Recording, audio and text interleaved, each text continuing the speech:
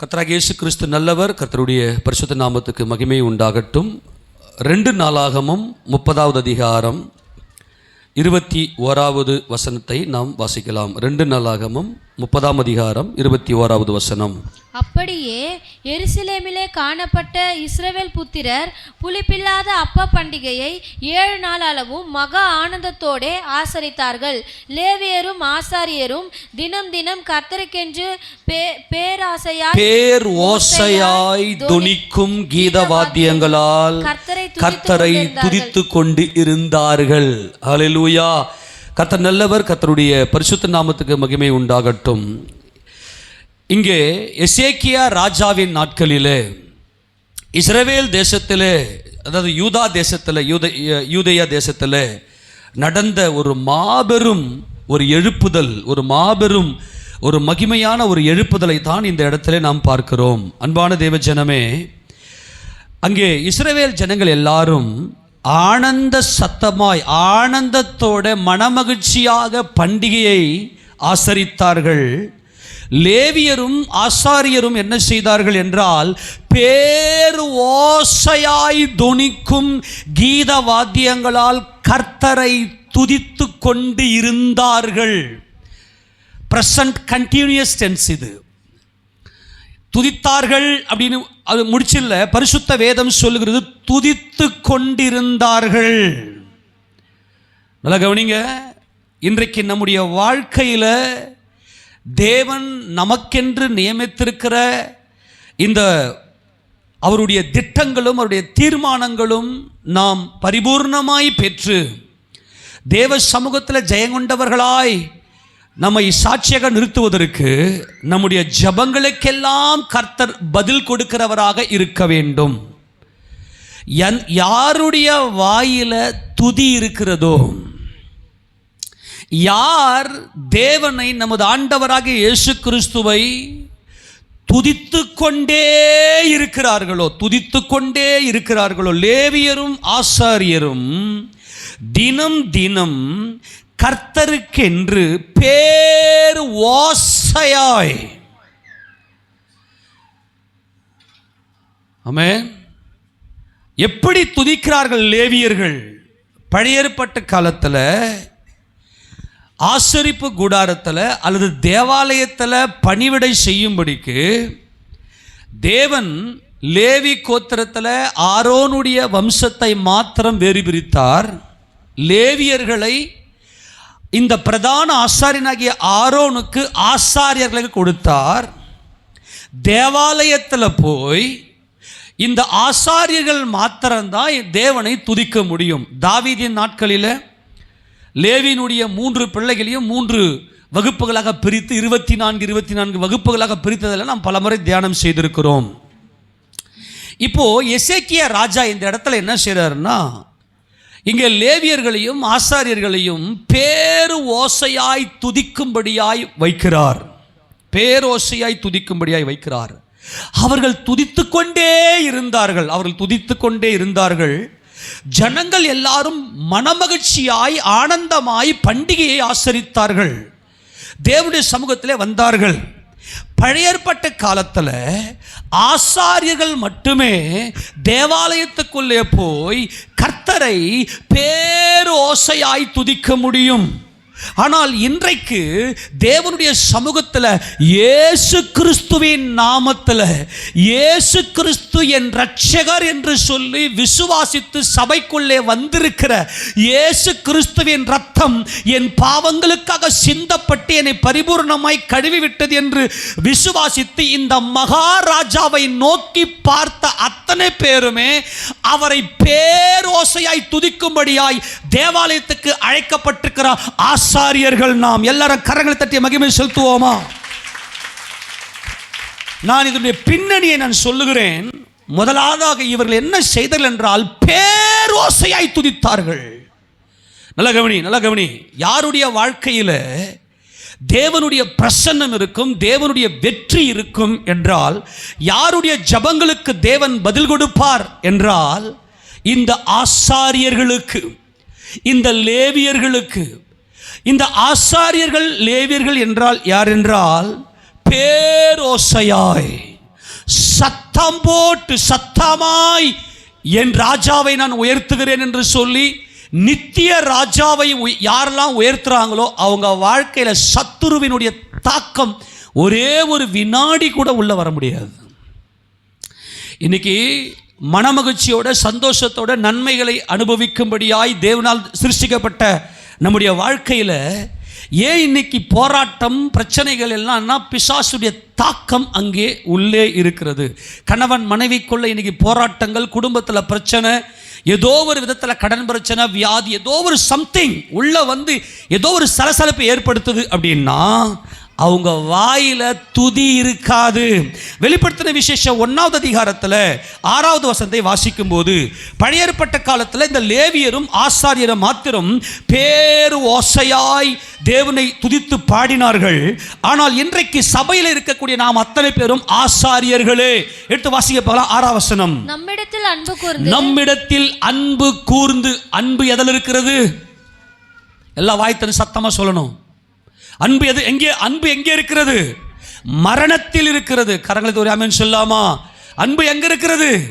மரணத்தில். அப்ப நம்மிடத்தில் அன்பு கூர்ந்து என்றால் அவர் ரத்தம் சிந்தி மரித்தார். நம்மிடத்தில் அன்பு கூர்ந்து தமது ரத்தத்தினாலே நம்முடைய பாவங்கள் அற நம்மை கழுவி. கையை தட்டி நல்லா கையை தட்டி நல்லா உற்சாகமாய், ஆண்டவரே நான் பாவி, உங்க ரத்தத்தினாலே என் பாவம் கழுவப்பட்டதினாலே உங்க சன்னிதானத்துல வந்து தம்முடைய பிதாவாகிய தேவனுக்கு முன்பாக நம்மை ராஜாக்களும் ஆசாரியரும் ஆக்கின அவருக்கு மகிமையும் வல்லமையும் என்றென்றைக்கும். சொல்லுங்க எல்லா வாய்த்தும் என்றென்றைக்கும். யாருக்கு மகிமை? இயேசு ராஜாவுக்கு மகிமை. அவரே ராஜாதி ராஜா. அவர் சதா காலமும் ஆளுகை செய்கிறவர். ராஜா அப்படின்னா ராஜாவை துதிக்கணும். ஆமென் சொல்லுங்க பார்க்கலாம். ராஜாவை என்ன பண்ணணும்? இயேசு கிறிஸ்து யார்? ராஜா. எத்தனை பேர் விசுவாசிக்கிறீங்க? அப்போனா ராஜாவை என்ன பண்ணணும்? துதிக்கணும். யாருடைய வாயில துதி இருக்கிறதோ, இப்போ நல்லா கவனிங்க, பிசாசு என்ன பண்ணிட்டான்னா இயேசு ராஜாவை பார்த்து கொண்டிருந்த ஆதாம் ஏவாளியை டர்ன் பண்ணி திருப்பி விட்டான். தன்னை துதிக்கிறதுக்கு, தான் மாம்சத்தை துதிக்கிறது திருப்பி விட்டான். அப்போ ஒரு மனிதனுடைய வாழ்க்கையில போராட்டங்களும் பிரச்சனைகளும் எப்போ வருது அப்படின்னா, ஏன் இவங்க ஜெபம் பண்ணா கூட கேட்க மாட்டார் ஆண்டவர் அப்படின்னா, அதுக்கு காரணம் இவங்க வாயில துதி இல்லை. நம்ம எப்பவுமே ஜெபத்துக்கு போகும்போது எப்படி ஜெபிக்கணும், யாக்கோபு எப்படி ஜெபித்தார், யாக்கோபை குறித்து வேத ஆராய்ச்சியாளர்கள் யூதர்கள் எப்படி சொல்றாங்க, ஜெபத்துக்கான அவ்வளோ பெரிய பவர் என்னன்னா, ஃபஸ்ட்டு நம்முடைய வாயில துதி இருக்கணும். அந்த துதி வந்து சத்தமாக இருக்கணும், பயங்கர சத்தமாக இருக்கணும். அந்த சத்தம் எல்லாருக்கும் காஸ்பல், ஒரு மாபெரும் சுவிசேஷத்தை அறிவிக்கும். நம்மை சுற்றி இருக்கிற எல்லாருக்குமே இந்த ஓசை, இந்த சத்தம் எல்லாருக்கும் இயேசுவை அறிவிக்கும் போது நம்முடைய ஜபத்துக்கு பயங்கர பெரிய வல்லமை கிடைக்கிறது. நீ எந்த இடத்துல இருந்து நீ கர்த்தரை நோக்கி ஜெபித்தாலும் அந்த ஜபத்துக்கு கர்த்தர் பதில் கொடுக்கிறார் என்றால், நாம் பேசுகிற சத்தம் அங்கே போய் இந்த விண்ணப்பம், அந்த வேண்டுதல் தேவனுடைய சமூகத்துக்கு போய் அவர் நமக்கு பதில் கொடுக்க வேண்டுமே. ஆனால் முதல்ல உங்க வாயில தேவனை துதிக்கிற அந்த துதி துதித்து கொண்டே அது இருதயத்தில் இருக்கணும். அந்த இருதயத்தில் அந்த இயேசு ராஜாவை சதா காலமும் உலகத் தோற்றத்துக்கு முன்னே அடிக்கப்பட்டு ஜெயங்கொண்டு பிதாவாகிய தேவனால் உயர்த்தப்பட்ட தேவகுமாரனாகிய சர்வ வல்லவராகிய சர்வ வியாபகராகிய என் இயேசு கிறிஸ்து சதா காலமும் அவருடைய ராஜ்யம் இருக்கிறது. 146ஆம் சங்கீதம் கடைசி வசந்த வாசிக்கப்போகலா, என்றென்றைக்கும் இல்லையா மகிமையும் வல்லமையும் என்றென்றைக்கு உண்டாயிருப்பதாக என்று வெளிப்படுத்தும் விசேஷம் 1:6 பார்க்கிறோம். ஏனென்றால் அவர்தான் துதிக்கு பாத்திரர், கனத்துக்கும் மகிமைக்கும் பாத்திரர். ஆமேனா, அல்லேலூயாவா, ஆமேனா. வாசிப்பாங்களா 146 கடைசி வசனம். இஸ்ரவேலின் தேவனாகிய கர்த்தர், அநாதியா என்றென்றைக்கும் மேல் வசனமா, எங்கள் தேவனாகிய கர்த்தாவே, நாங்கள் உமது பரிசுத்த நாமத்தை போற்றி உம்மை துதிக்கிறதில் மேன்மை பாராட்டும், உம்மை துதிக்கிறதில் மேன்மை பாராட்டுகிறோம். ஆமேனா, அல்லேலூயா. இந்த எசேக்கியா ராஜா தேவாலயத்தில் நிறுத்துகிறார் இவர்களை, இந்த ஆசாரியர்களை. அவர்கள் கர்த்தரை உயர்த்துகிற அந்த துதியில அவர்கள் மேன்மை பாராட்டு என் கர்த்தரை எல்லா காலத்திலும் ஸ்தோத்தரிப்பேன். அவர் துதிகள் எப்போதும் எங்கே இருக்கும்? நல்லா கவனிங்க. துதி எங்கே இருக்கணும்? நான் சீக்கிரமாக முடிக்க போகிறேன். எல்லாம் கவனிங்க. உங்கள் பிள்ளைங்க வாயில் துதி இருந்துச்சு, உங்கள் பிள்ளைங்க வாயில் நீங்கள் துதியை கொடுத்துட்டீங்கன்னா நீங்கள் ஜெயிச்சிட்டிங்க. அப்படியே முணுமுணுத்துக்குன்னே குளிக்கும் போதும் ஒரு கர்த்தரை எக்காலமும், அப்புறம் படிக்கும் போதும் அப்படி எழுந்துக்கும் போதும் அப்படியே உள்ளுக்குள்ளே அந்த மாதிரி உங்கள் பிள்ளைங்களை நீங்கள் பார்த்துட்டீங்கன்னா நீங்கள் ஜெயிச்சிட்டிங்க. உங்கள் பிள்ளைங்க மீட்கப்பட்டாங்க. கர்த்தருக்கு ஸ்தோத்திரம். நம்ம பிள்ளைங்க நிறைய பேர் பார்க்குறேன், அவங்க வாயில் துதி இருக்கிறது. ஆமேனா? ஆண்டவரை பாடிக்கினே இருக்கிறாங்க. நல்லா இன்னைக்கு கொஞ்சம் கூர்ந்து கவனிங்க. உங்கள் வீட்டில் அந்த துதியின் சத்தம், உங்கள் வாயில் துதி எங்கே இருக்கணும்? துதி எங்கே இருக்கணும்? முதல்ல ஃபுல்லாக வாசி. எதை குறித்து மேன்மை பாராட்டுவோம்? தொடர்ந்து மறுபடியும் வசந்த வாசி. எங்கள் தேவனாகிய கர்த்தாவே, கர்த்தாவே, நாங்கள் உமது பரிசுத்த நாமத்தை போற்றி, உமது பரிசுத்த நாமத்தை போற்றி, உம்மை துதிக்கிறதில் மேன்மை பாராட்டும்படி, உம்மை துதிக்கிறதில் மேன்மை பாராட்டும்படி எங்களை ரட்சித்து. எந்த வசனம் வாசிக்கிற? 47 147 106 47 146 10 சொன்னேன் நான். கொஞ்சம் கவனமாக, இது ரொம்ப முக்கியம்.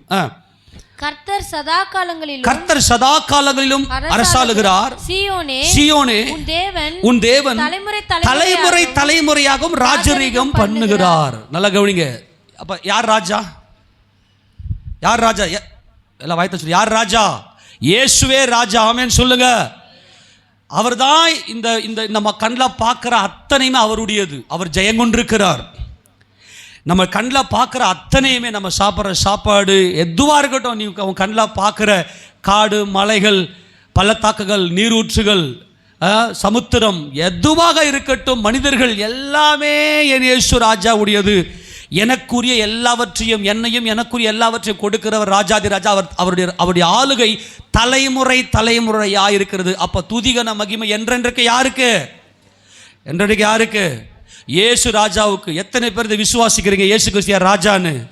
அப்போ அவர் ஒரு ராஜான்னு உன் இருதயத்தில் விசுவாசித்தா துதி எப்படி இருக்கும்? சத்தமா பேர் ஓசையாய். சொல்லுங்க, எல்லாம் சொல்லுங்க. எல்லாம் எப்படி துதியின் சத்தம் எப்படி இருக்கும்? பேர் ஓசை. எத்தனை பாட்டு தெரியும் உங்களுக்கு? எத்தனை பாட்டு தெரியும்? உங்களை நீங்களே அரசி பார்த்துக்க. எத்தனை பாடல் உங்களுக்கு தெரியும்? நீங்கள் கிறிஸ்து இயேசுவினுடைய அன்பை ருசித்திருந்தால், உங்கள் ஆத்மா ருசித்திருந்தா பாட்டு மூளை அறிவோடு நின்றாது, அது முணுமுணுத்து கொண்டே இருக்கும். உங்கள் வாயில் அந்த துதியின் சத்தம் ஒலித்து கொண்டே இருக்கும். யாருடைய வாயில் யார் ராஜாவை நான் உயர்த்துகிறேன் என்று சொல்லி அவரை உயர்த்தி கொண்டே இருக்கிற அந்த உதடு, அந்த வாய், அப்பா எனக்கு இது செய்யுங்க பண்ணா உடனடியாக அந்த சத்தத்துக்கு தேவன் பதில் கொடுக்க வல்லமையுடையவர். துதி இல்லாத உதட்டில் நீ என்னத்தை கூப்பிட்டு நீ மன்றாடி நீ என்ன பண்ணாலும் அதெல்லாம் ஒன்றும் வராது. அப்போ துதி என்றால் என்னவென்றால், யார் இயேசு கிறிஸ்து யார் ராஜாவா இருக்கிறார் என்று உங்கள் ஆத்துமாவில் நீங்கள் அனுபவித்து நீங்கள் ருசிப்பீங்க பாருங்க அவருடைய அன்பை. என்னிடத்தில் அன்பு கூர்ந்த என் ராஜா அவர், என் ராஜா எனக்காக ஜீவனை கொடுத்தவர் என்று அவருடைய அன்பை ருசித்திருப்பாயானால், கிறிஸ்து இயேசுவுடைய அன்பை ருசித்திருப்பாயானால், எனக்கு நன்மையை மட்டுமே செய்கிறவர் என் ராஜா என்று சொல்லி அவருடைய அன்பை நீ ருசித்திருப்பாயானால் உன் வாயில துதி இருந்து கொண்டே இருக்கும், துதித்து கொண்டே இருப்பாய். இப்போ துதித்து கொண்டே இருக்கிற இந்த ஆசாரியர்களுடைய அந்த ஒரு பவர் என்ன? அந்த ஆசாரியனுடைய வல்லமை என்ன? துதிக்கிறவனுக்கு மட்டும்தான் வல்லமை பெருகும். யார் யாரெல்லாம் இயேசு ராஜாவை துதித்து கொண்டே இருக்கிறார்களோ அவர்களுக்கு பயங்கரமான வல்லமை இருக்கிறது. இப்போ உதாரணத்துக்கு மனுஷங்கிட்ட போயிட்டு ஒரு ரெக்கமெண்டேஷனுக்கு நிற்போம். ஐயா நீங்கள் கொஞ்சம் சொல்லுங்களேன், உங்களுக்கு நல்லா வாய்ஸ் இருக்குது, நீங்கள் சொன்னால் கொஞ்சம் எங்களுக்கு நடக்கும், என்ன கொஞ்சம் பண்ணுங்களேன் அப்படின்னு நிறைய பேர் சொல்லுவாங்க. ஆமேனா இல்லையா? ஆமேனா? சர்வத்தையும் படைத்த சர்வ வல்லமை ராஜாவுக்கு உன் வாய்ஸ், உனக்கு நல்ல இன்ஃப்ளூயன்ஸ் இருக்கணும்னா ஒரே ஒரு காரியம், அவர் அன்பை உணர்ந்த, அவரை துதித்து கொண்டிருக்கிற அந்த வாய் எதை கேட்டாலும் அதை உடனே கொடுக்க என் தேவன் வல்லமை உடையவர். ஆக அவருடைய ராஜரீகம் தலைமுறை தலைமுறையாக இருக்கிறது. அவர் சியோனின் ராஜனாக இருக்கிறார். அவர் எருசலேமை மீட்டு கொண்டார் என்கின்ற மகிமையை உணர்ந்து அவரை துதித்து கொண்டே, எப்படி பேரோசையா என்பது அந்த பரிசுத்த இருதயம் முழு ஆத்துமாவோட, முழு பலத்தோட, முழு சிந்தையோட அவரில் அன்பு கூறுகிறவனால மட்டும்தான் பேரோசையாய் அவரை துதிக்க முடியும், வெட்கப்படாம. இந்த லேவியர்கள் எல்லாம் துதித்தார்கள். எடுத்து வாசிங்க மறுபடியும் 2 நாளாகமம் 30ஆம் அதிகாரத்தில் மறுபடியும் எல்லாம் சேர்ந்து 21ஆம் வசனத்தை வாசிங்க பார்க்கலாம். என்ன நடந்துச்சு அவங்களுக்கு? வாசிங்க பார்க்கலாம். அப்படியே எருசலேமிலே காணப்பட்ட இஸ்ரவேல் புத்திரர் புளிப்பில்லாத அப்ப பண்டிகை 7 நாளளவும் மகா ஆனந்தத்தோடு ஆசரித்தார்கள். லேவியரும் ஆசாரியரும் தினம் தினம் கர்த்தருக்கென்று பேர் ஓசையாய் தொனிக்கும் கீத வாத்தியங்களால் கர்த்தரை துதித்துக் கொண்டே இருந்தார்கள். இதுதான் ஒரு உண்மையான ஆசாரியர்கள். என் கர்த்தர் என் மேல் அன்பு கூர்ந்திருக்கிறார், அவர் இரத்தத்தினாலே என் பாவமர நான் கழுவப்பட்டிருக்கிறேன் என்கின்ற அந்த முழு இருதயத்தோடும், முழு பலத்தோடும், முழு சிந்தையோடும் இயேசு ராஜாவில் அன்பு கூர்ந்து அவரே ராஜாதி ராஜா என்று விசுவாசிக்கிற அத்தனை பேரை வெட்கம் என்கின்ற ஒன்று அவர் வாழ்க்கையில் இருக்காது. எல்லா இடத்திலையும், எல்லா நேரத்திலையும், எந்த சூழ்நிலையிலும் கர்த்தரை உயர்த்துவார்கள். அப்படி உயர்த்தின இந்த லேவியர்களுக்கு 27ஆம் வசனத்தை வாசிங்க பார்க்கலாம். 27 கடைசி வசனத்தை வாசிங்க. லேவியரான ஆசாரியர்கள் எழுந்து நின்று ஜனத்தை ஆசீர்வதித்தார்கள். ஜனத்தை என்ன பண்ணாங்க? ஆசீர்வதித்தார்கள். அவர்களுடைய சத்தம் கேட்கப்பட்டு. யார் சத்தம்? இந்த ஆசாரியருடைய சத்தம் கேட்கப்பட்டுச்சாம். அவர்கள் ஜனங்களை ஆசீர்வதித்தார்களாம். அந்த ஆசீர்வாதம் ஜனங்களுடைய தலையின் மேல வந்து பலித்ததாம். ஏன்? யார் கேட்டது? அவங்க சத்தத்தை யார் கேட்டது? வாசிங்க. அவர்களுடைய விண்ணப்பம் அவருடைய பரிசுத்த வாசஸ்தலமாகிய பரலோகத்தில் வந்து எட்டினது. கரங்களை தட்டி மகிமை செலுத்துக. அன்பான தேவஜனமே, உங்களுடைய சத்தத்தை நீங்க கேட்கிற உங்களுடைய விண்ணப்பத்தை உன் கூட இருக்கிற அல்லது உன் குடும்பத்தில் இருக்கிறத மற்றவர்கள் எல்லாரும் அசட்டை செய்யலாம். ஆனால் உன் சத்தத்தை பரலோகம் அங்கீகரிக்கிறது. பரலோக பரமபிதா உன் சத்தத்தை கேட்கிறார், உன் சத்தத்தை அங்கீகரிக்கிறார். காரணம், உன் வாயில துதியின் சத்தம் இருக்கிறது. அந்த துதிக்கு பாத்திரர் யார்? இயேசுராஜன். ஆமென் சொல்லுங்க பார்க்கலாம். துதிக்கு பாத்திரர் யார்? இயேசுராஜன். என்னை வாழ வைக்க வந்த என் கர்த்தரவர், என்னை வாழ வைக்க இந்த பூமிக்கு வந்த என் கர்த்தரவர். லேவியரான ஆசாரியர்கள் எழுந்து நின்று ஜனத்தை ஆசீர்வதித்தார்கள். அவர்களுடைய சத்தம் கேட்கப்பட்டு அவர்களுடைய விண்ணப்பம். உன் இருதயத்தோட, உன் முழு இருதயத்தில் கர்த்தரை இயேசு ராஜாவுடைய ஜெயத்தை, அவருடைய அன்பை நீ பாடி நல்லா துதிக்கிற அந்த வேளையில் பேர் ஓசையாய் நீ எந்த இடத்துல இருந்தாலும் உன்னுடைய வாயில் அந்த துதியின் சத்தம் ஒலித்து கொண்டே இருக்கும். அதுதான் சொல்கிறேன், நல்லா பாடல் கற்றுக்குங்க. அதனால தான் எழுந்து நின்று கர்த்தரை நல்லா பாடி துதிக்கிறோம். தெரிஞ்ச பாட்டாவே பாடுறோம். தெரியாத பாடலை பலமுறை பாடி பாடி உங்களுக்கு பயிற்சி கொடுக்குறோம். அந்த வார்த்தையினுடைய வல்லமைகள் உங்கள் இருதயத்துக்குள்ளே போய் நீங்கள் தியானத்தோடு அதை நீங்கள் பாடும்போது கர்த்தர் நமக்கு செய்திருக்கிற நன்மைகள் எல்லாம் அந்த வசனம் உங்களுக்கு ஞாபகப்படுத்தி உங்களுடைய ஆழ் மனசுக்குள்ள கிறிஸ்து இயேசுவே ராஜா என்பதை நீங்கள் உணர்ந்து கொள்ளும்படியாக தேவன் உதவி செய்வார். ஆக யாருடைய ஜபத்துக்கு, யாருடைய விண்ணப்பத்திற்கு தேவன் பதில் கொடுக்கிறார் என்றால், யார் ராஜாதி ராஜாவாம் இயேசு ராஜாவை உயர்த்தி அவரை பாடி துதிக்கிறார்களோ அவர்களுடைய வாழ்க்கையில ஒரு மாபெரும் மகிமையை தேவன் கொடுக்கிறார். 3வது சங்கீதம் 4வது வசனத்தை வாசிக்கும் போது, 3ஆம் சங்கீதம் 4வது வசனத்தை வாசிங்க சத்தமா. நான் கர்த்தரை நோக்கி சத்தமிட்டு கூப்பிட்டேன். எப்படி கூப்பிட்டேன்? சத்தம். தவறுங்க, உங்ககிட்ட இந்த சத்தம் வந்துருச்சுன்னாவே ராஜா இயேசு ராஜா, அவர் என்னை வாழ வைக்கிறவர், அவரை உயர்த்தி அவரை துதிக்கிற அந்த துதி உங்களுக்குள்ள வந்துருச்சு அப்படின்னாவே பரலோகம் ஆட்டோமேட்டிக்கா கேட்டுரும். வாசியாத வசனம். அவர் தமது பரிசுத்த பர்வதத்தில் எங்க போயிருச்சு? எங்க போயிருச்சு உங்க சத்தம்? உங்க சத்தம் எங்க போயிருச்சு? பரிசுத்த பர்வதத்திற்கு. அந்த பரிசுத்த பர்வதம் எது? சியோனிலே வாசமா இருக்கிற இயேசுராஜன். நான் கர்த்தரை நோக்கி சத்தமிட்டு எப்படி கூப்பிட்டேன்? சில பேரை பார்த்தீங்கன்னாக்கா வெக்கப்படுவாங்க. நல்லா ஜெபம் பண்ணி இருப்பாங்க, ஆளுங்க வந்துட்டாங்க அப்படி அப்படி ஒரு மாதிரி சவுண்ட் அப்படியே கம்மி பண்ணிக்குவாங்க. நல்லா ஜெபம் பண்ணி இருப்பாங்க. வீட்டில் சொந்தக்காரங்க யாருன்னா வந்துட்டாங்கன்னா அவள் தான் முடிஞ்சுது, அங்கே சத்தமே வராது. ஏன்னா அவங்கள ரசிக்கப்படாதவங்கள இருப்பாங்க. இப்படியெல்லாம் இருந்தீங்கன்னா என்ன நடக்கும் அப்படின்னா, சத்துருவினுடைய உட்புகுதல் உள்ளே வந்து ஒன்று நீ இயேசு ராஜாவை துதிக்கணும், அப்படி இல்லைன்னா நீ பிசாசை ஆராதிக்கணும். பிசாசு அப்படின்னா பல விதத்தில் இருக்கிறான். இயேசு ராஜாவை ஆராதிக்காமல் இருக்கிற எல்லாமே பிசாசினுடைய ஆராதனை, சத்துருனுடைய ஆராதனை. அங்கே சாபம் வந்து சேரும். இந்த சாபத்தினால தான் இன்றைக்கு அநேக குடும்பங்களில் ஒரு எழுப்புதல் இல்லை, ஒரு தனி மனித வாழ்க்கையில் ஒரு எழுப்புதல் இல்லை. காரணம், ராஜாவின் அன்பை இன்னைக்கு உணரல. அந்த ராஜாவின் அன்பை நீங்கள் உணர்வீர்களே ஆனால் உங்கள் இருதயத்தில் துதி உண்டாகும். அந்த துதி உங்களுடைய வாயில் பேர் ஓசையாய் வெளிப்படும். நான் சத்தமிட்டு கூப்பிட்டு உங்கள் வாயிலிருந்து வரக்கூடிய சத்தம் 4 பேரை அசைக்கும். முதல்ல அது உன் குடும்பத்தை அசைக்கட்டும். உன் வாயிலிருந்து வரக்கூடிய அந்த சத்தம் முதல்ல உன் குடும்பத்துக்கு சாட்சியாக இருக்கட்டும். அடுத்தது உன் கிராமத்தில் நீ வாழ்ந்து கொண்டிருக்கிற இடத்துல சாட்சி, உன் சத்தம் பிறக்கட்டும். உன்னிலிருந்து ராஜாவை வெளிப்படுத்தட்டும், அவரை உயர்த்துகிற துதி வெளிப்படுத்தட்டும். உன் வேலை ஸ்தலத்தில் கர்த்தரை உயர்த்து, கர்த்தர் உன்னை உயர்த்திடுவார். அது பரலோகத்துக்கு போயிடும். எந்த இடத்துல நீ கர்த்தரை உயர்த்துறியோ, ஸ்கூலுக்கு போகிற பசங்க பிள்ளைங்க அல்லது கல்லூரிக்கு போகிறவங்க காலையில் உட்காந்து நல்லா அவர் சத்தத்தை உயர்த்திட்டு போங்க. உங்களுடைய ஜபங்களுக்கு கர்த்தர் பதில் கொடுக்க வல்லமை உடையவராக இருக்கிறார். நான் கர்த்தரை நோக்கி சத்தமிட்டு கூப்பிட்டேன், அவர் தமது பரிசுத்த பர்வதத்திலிருந்து எனக்கு செவி கொடுத்தார். ஆக நம்முடைய ஜபம் எங்க போகுது? அல்லேலூயா. அங்கே மேலே 2ஆம் வானத்தில் சிங்காசனம் போட்டுன்னு உக்காந்துங்கிறான் ஒருத்தன். யாராமன்? அந்த வலுசர்பம். நல்லா கவனிங்க. அவனாலலாம் ஒன்றுமே பண்ண முடியல என் ஜபத்தை. கையை தட்டி மகிமை செலுத்த பார்க்கலாம்.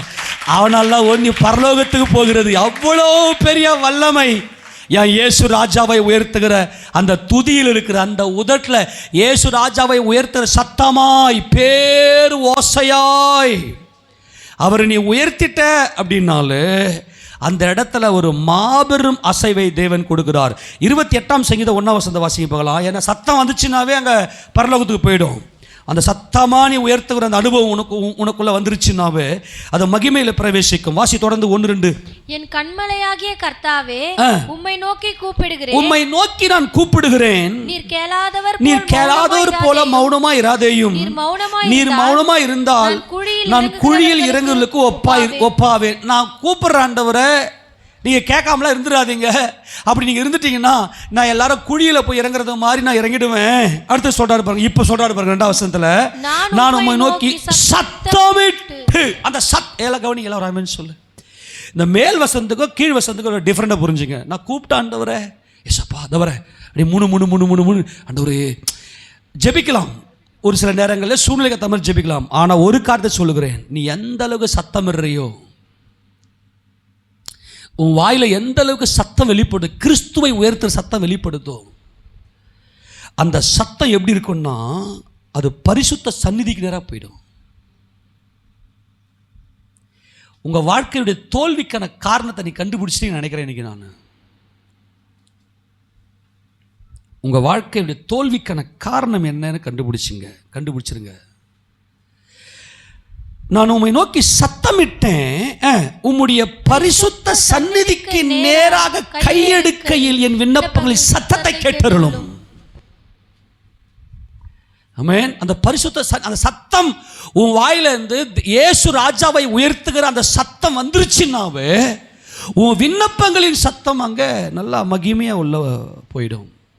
ஆக உன் இருதயத்துக்குள்ள அந்த விண்ணப்பங்களின் சத்தம் உனக்குள்ள வரணும் அப்படின்னா நீங்கள் செய்ய வேண்டிய ஒரு காரியம் என்னன்னா, உங்கள் சத்தத்துக்கு பரலோகம் பதில் கொடுக்கணும்னா உங்கள் வாயில் இயேசு ராஜாவை உயர்த்துகிற துதி இருக்க வேண்டும். நான் கேட்குறேன், நம்ம அன்பாய் சொல்கிறேன், உங்கள் பிள்ளைங்க என்ன பாட்டு பாடுறாங்க? உங்கள் பிள்ளைங்களுடைய வாயிலிருந்து என்ன பாட்டு வருது? அல்லது உங்கள் வாயிலிருந்து என்ன பாட்டு வருது? என்ன துதி இருக்கிறது? அல்லது நீங்கள் என்ன பேசுகிறீங்க? இன்றைக்கி நம்ம பேசுகிற வார்த்தையை எல்லாம் ஒவ்வொரு வார்த்தையும் ரெக்கார்ட் ஆகுது. மனுஷர் பேசுகிற வீணான வார்த்தைகள் யாவையும் குறித்து நியாயத்தீர்ப்பு நாளிலே கணக்கு ஒப்புவிக்க வேண்டும் என்று வேதம் சொல்லுகிறது. நாம் பேசுகிற அத்தனை வார்த்தையும் பரலோகத்தில் ரெக்கார்ட் ஆகுது. அதெல்லாம் நம்ம மனம் திரும்பும் போது கர்த்தர் அழிச்சிடுறாரு. தவறான வார்த்தைகள் பேசும்போது மனம் திரும்பும் போது அதெல்லாம் அழிச்சிடுறாரு. நான் உங்கள் அன்பாய் சொல்லுகிறேன், உங்கள் வாழ்க்கையில் தேவன் கொடுத்திருக்கிற ஒரு மாபெரும் ரகசியம் என்னவென்றால், உங்கள் வாயில் தேவனை சத்தமாய் உயர்த்தி அவரை பாடி நீங்கள் துதிக்கிற அந்த துதி, அல்லது உங்களுடைய அசைவில் உங்களுடைய அசைவினுடைய சத்தம், உங்களுடைய அசைவினுடைய சத்தம், அதாவது உங்களுடைய ஜீவியம், வார்த்தையாகவே நீங்கள் மாறிட்டு இருப்பீங்க. இயேசு ராஜாவாகவே நீங்கள் மாறிட்டு இருப்பீங்க. அது என்ன செய்யணும்னா பயங்கர சவுண்டாக போகும்.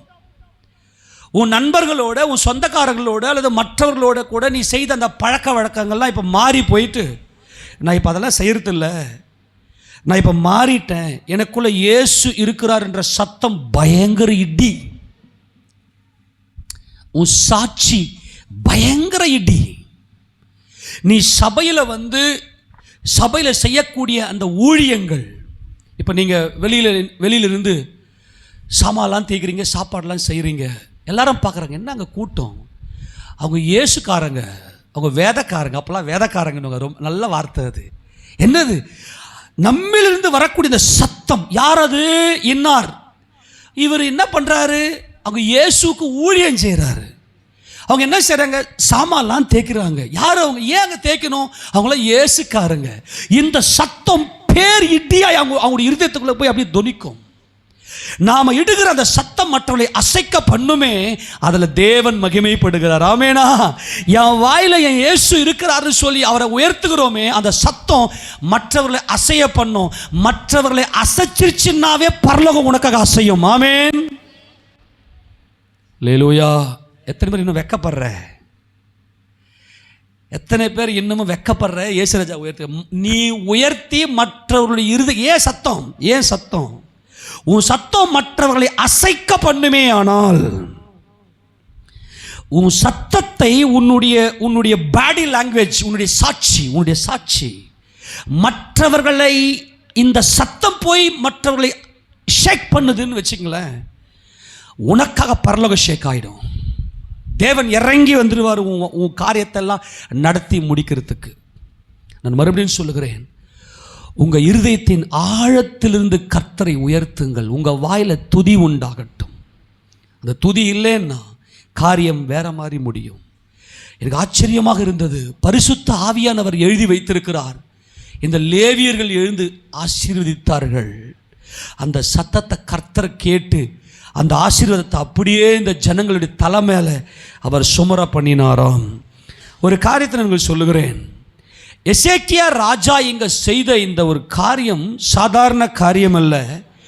ஏன் அவர் பேரு ஓசையாய் அங்கே லேவியர்களை, ஆசாரிகளை பாடி துதிக்க வைத்தார் என்றால், திருப்பி கொள்ளுங்க பார்க்கலாம். இந்த எசேக்கியா ராஜாவினுடைய அப்பா இருக்கிறான் பாரு, ஆகாஷ் ராஜா. கவனிங்களேன், நான் ஆண்டவருடைய சமூகத்துக்கு வரேன், நான் ஜெபிக்கிறேன், நான் சபையில் ஜெபிக்கிறேன், என்னென்னமோ பண்ணிப்பார், உபவாசம்லாம் இருந்து ஜெபம் பண்ணுறேன், ஆனால் என் ஜெபத்துக்கு பதிலே வரமாட்டேங்குது அப்படின்னு சில பேர் நீங்கள்லாம் குழப்பத்தோடு இருக்கலாம். நான் நல்லா புரிந்து கொள்ளுங்க. நான் ஒரு சம்பவத்தை மாத்திரம் சொல்லி நான் முடிக்கிறேன். இதை நீங்கள் நல்லா மைண்டில் வச்சுக்கணும். நல்லா கவனி, எல்லாம் ராமேன் சொல்லுங்கள். ரொம்ப முக்கியமான ஸ்டேஜுக்கு நான் கொண்டு போகிறேன். தாவீதினுடைய வம்சத்தில் வந்த சாலமோனுக்கு அப்புறம் ராஜ்யம் ரெண்டாக பிரியுது. ரெகோபயாம் தாவீதுடைய சந்ததியாக வருகிறார். அப்படியே கொஞ்சம் வரும்போது ஆகாஷ் ராஜா வருகிறார். இந்த ஆகாஷ் ராஜா என்ன செய்கிறான்னா, தேவனை, இயேசு ராஜா தான் இஸ்ரவேலின் ராஜா என்று தாவீது நன்கு அறிந்து கொண்டு தம்மை தாழ்த்தி அவரை எல்லா காலத்திலும் உயர்த்தினார். கர்த்தரை எக்காலத்தை ஸ்தோத்தரிப்பேன், அவர் துதிகள் எப்போதும், துதியை வாயில் கொண்டு வந்துட்டார்.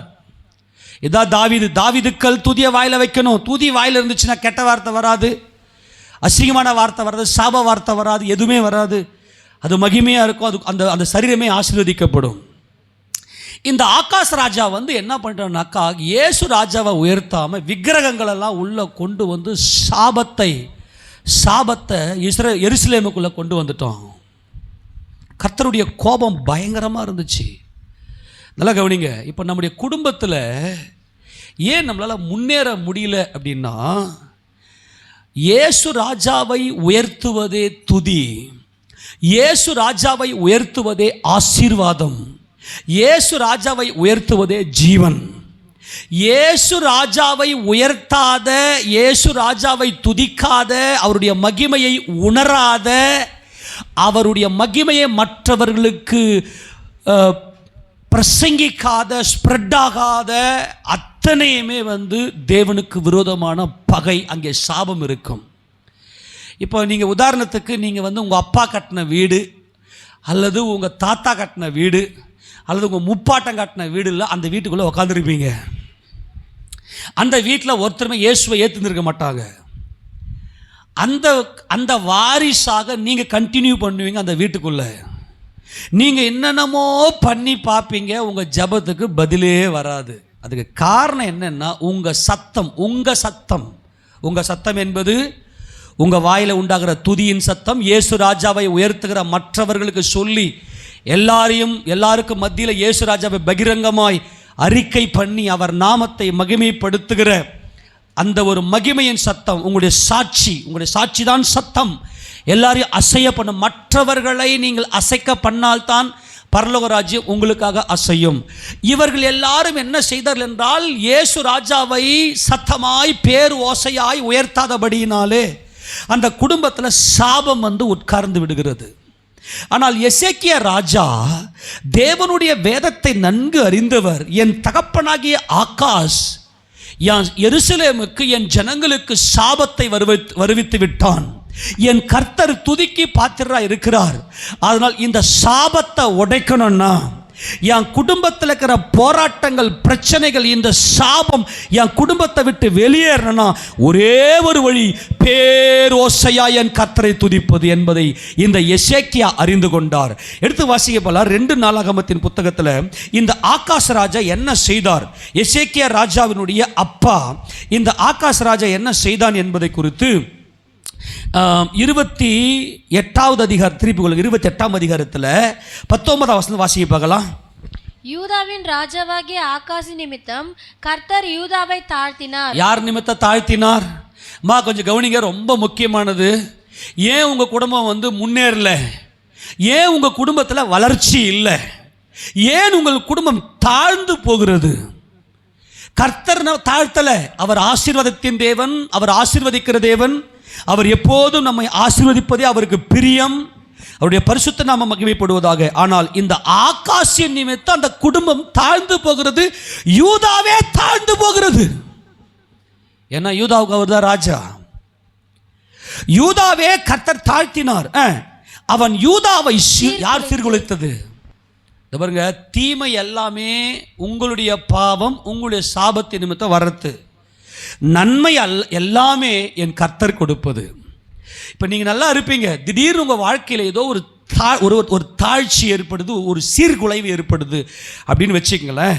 அதுக்கு நீங்கள் என்ன பண்ணால், நேராக தேவ சமூகத்தில் போயிட்டு, ஆண்டவரே நான் எங்கேயோ மிஸ் ஆகிறேன், எனக்கு உதவி செய்யுங்கன்னு ஆண்டவர்கிட்ட கேளுங்க. கண்டிப்பாக கர்த்தர் எப்படி ஜெபிக்கணும், அந்த ரங்கத்தில் உங்கள் அப்பா செஞ்ச, உங்களுடைய தாத்தா செஞ்ச அந்த சாபங்கள் எல்லாம் உங்கள் மேலே பலிக்காதபடிக்கு பரிசுத்த ஆவியானவர் உங்களுக்கு உதவி செய்வார். இப்போ யூதாவை முழுக்க தாழ்த்துகிறார். காரணம், இந்த ஆகாஷ் ராஜா என்ன பண்ணான்னா, அவன் யூதாவையை சீர்குலைத்தான். அந்த சந்ததியே பாதிக்கப்படும். நாம் பண்ணுற ஒவ்வொரு பாவமும் அந்த சந்ததியே பாதிக்கும் என்பதை புரிந்து கொள்ளுங்கள். நிறைய பேர் என்ன பண்ணுறது இல்லைன்னா, நம்ம பண்ணுற பாவத்தை யார் பார்க்க போகிறாங்க, யாரும் தான் பார்க்கலையே அப்படின்னு சொல்லிட்டு அந்த ரங்கத்தில் பாவம் பண்ணுறது. அது அப்படியே உன் சந்ததி மேலே நின்று பழி வாங்கும். காரணம் என்ன அப்படின்னா, இவன் என்ன செஞ்சான் பாருங்களேன், அவன் துரோகம் செய்தான். கர்த்தருக்கு விரோதமாக மிகவும் துரோகம் பண்ணினான். அவன் ஒரு துரோகி. அவன் என்னது ராஜா யாரு? வாய்த்த சொல்லு, யார் ராஜா? இயேசுவே ராஜா. ஆமேனா? கர்த்தரே ராஜா. யெகோவாவே எலோகிம். எலோகிம் தான். நல்லா கவனிங்க, யெகோவாவே எலோகிம். உன் தேவனாகிய கர்த்தர் ஒருவரே கர்த்தர். இஸ்ரவேலே கேள், உன் தேவனாகிய கர்த்தர் ஒருவரே கர்த்தர் என்பது அவர் ராஜா, அவர் என் தகப்பன், அவர் என் மணவாளன் என்கின்ற அர்த்தத்தை தேவன் நமக்கு கொடுக்கிறார். ஆனால் இந்த ஆகாஷ் ராஜா என்ன செய்தான் என்றால் பயங்கரமான துரோகம் செய்தான். என்ன துரோகம் செய்தான்? 119ஆம் சங்கீதத்தில் எது துரோகம் என்று பார்க்கும்போது 119வது சங்கீதத்தில்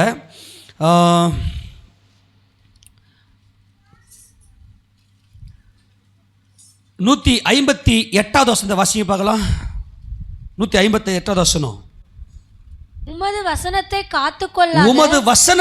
காத்து கொள்ளாத துரோகிகளை நான் கண்டபோது எனக்கு அருவருப்பா இருந்துச்சு. இவன் என்ன பண்ணான்னா, இந்த ஆகாஷ் என்ன பண்ணான்னா, இந்த ஆகாஷ் ராஜா எசேக்கியா ராஜாவுடைய அப்பா என்ன பண்ணான்னா, கர்த்தருடைய வசனத்தின்படி அவன் நடக்கல. நம்ம செய்கிற எல்லா மீறுதலுக்கும் என்ன காரணம்னா, கர்த்தருடைய வார்த்தையை நம்முடைய இருதயத்தில் தரிக்க மாட்டோம். நம்முடைய பார்வையில் இதெல்லாம் நல்லது, இதெல்லாம் சரியாக இருக்கும், மற்றவருடைய எக்ஸ்பீரியன்ஸை பார்த்து உலகத்தை பார்த்து சரின்னு சொல்லிட்டு பண்ணுவோம். யார் துரோகி? இவன் துரோகி என்று வேதம் சொல்லுகிறது. இந்த ஆகாஷ் ராஜா துரோகி. ஏனென்றால் இவன் கர்த்தருடைய வேதத்தின்படி நடக்கவில்லை, கர்த்தருடைய வேதத்தை அவன் மீறினான். கர்த்தருடைய வேதம் என்ன சொல்லுகிறது? நல்லா கவனிங்க. கர்த்தருடைய வேதம் என்ன சொல்லுகிறது? கர்த்தருடைய நியாயப்பிரமாணம் என்ன சொல்லுகிறது என்றால், கர்த்தர் சொல்றாரு, உனக்கு ஜீவனையும் நன்மையும் நான் உனக்கு வைக்கிறேன். மறுபடியும் இந்த ஆகாசை பார்க்கலாம். இந்த ஆகாசை இவன் என்ன பண்ண வாசிக்க போகலாம், அப்போ தான் புரியும் நல்லா. மறுபடியும் திருப்பி கொள்ளுங்க. 2 நாளாகமம் அந்த 28-20 வாசிக்க பார்க்கலாம். அசிரியாவின் ராஜாவாகிய தில்காத் பில்நேசர் அவனிடத்தில் வந்தான், அவனை நெருக்கினானே அல்லாமல் அவனை பலப்படுத்தவில்லை. நல்லா கவனி. ஏன் நம்முடைய வாழ்க்கையில நெருக்கம், துரோகம்? பைபிள் வாசிக்கிறது இல்லை.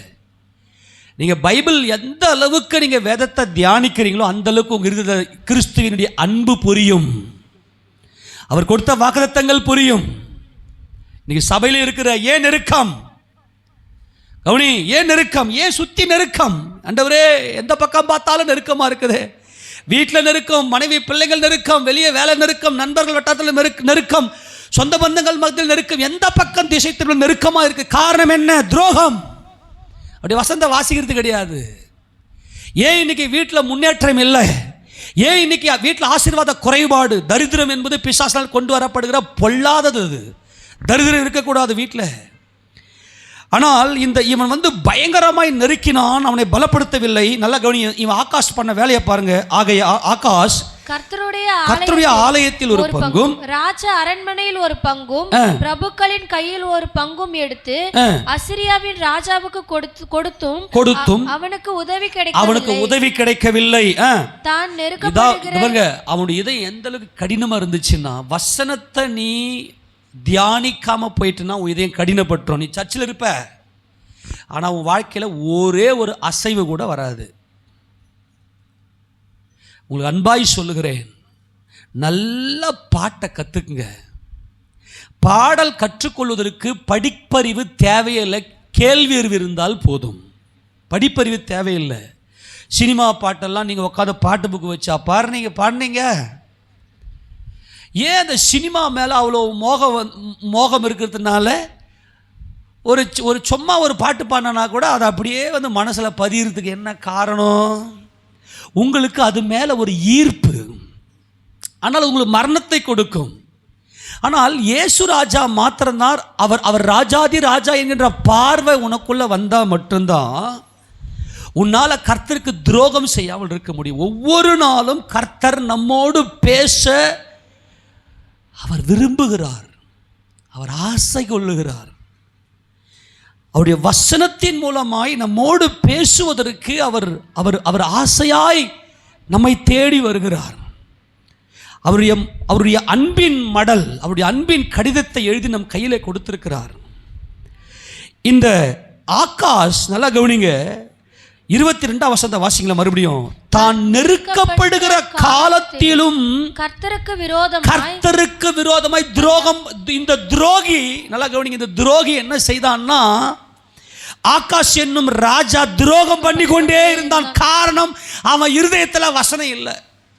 இப்போ சில பேரை பார்த்தீங்கன்னா என்ன சொன்னாலும் அவங்க அசையவே மாட்டாங்க. ஒன்றுமே புரியாது அவங்களுக்கு. என்ன ரீசன் நினைக்கிறீங்க? வசனம் தெரியல. இப்போ நான் எல்லாம் என்ன பண்ணுவேன்னா, நீங்களாம் மாட்டிட்டீங்கன்னா உங்கள் காதில் ரத்தம் வரா மாதிரி பேசி கிடப்பேன் இல்லையா?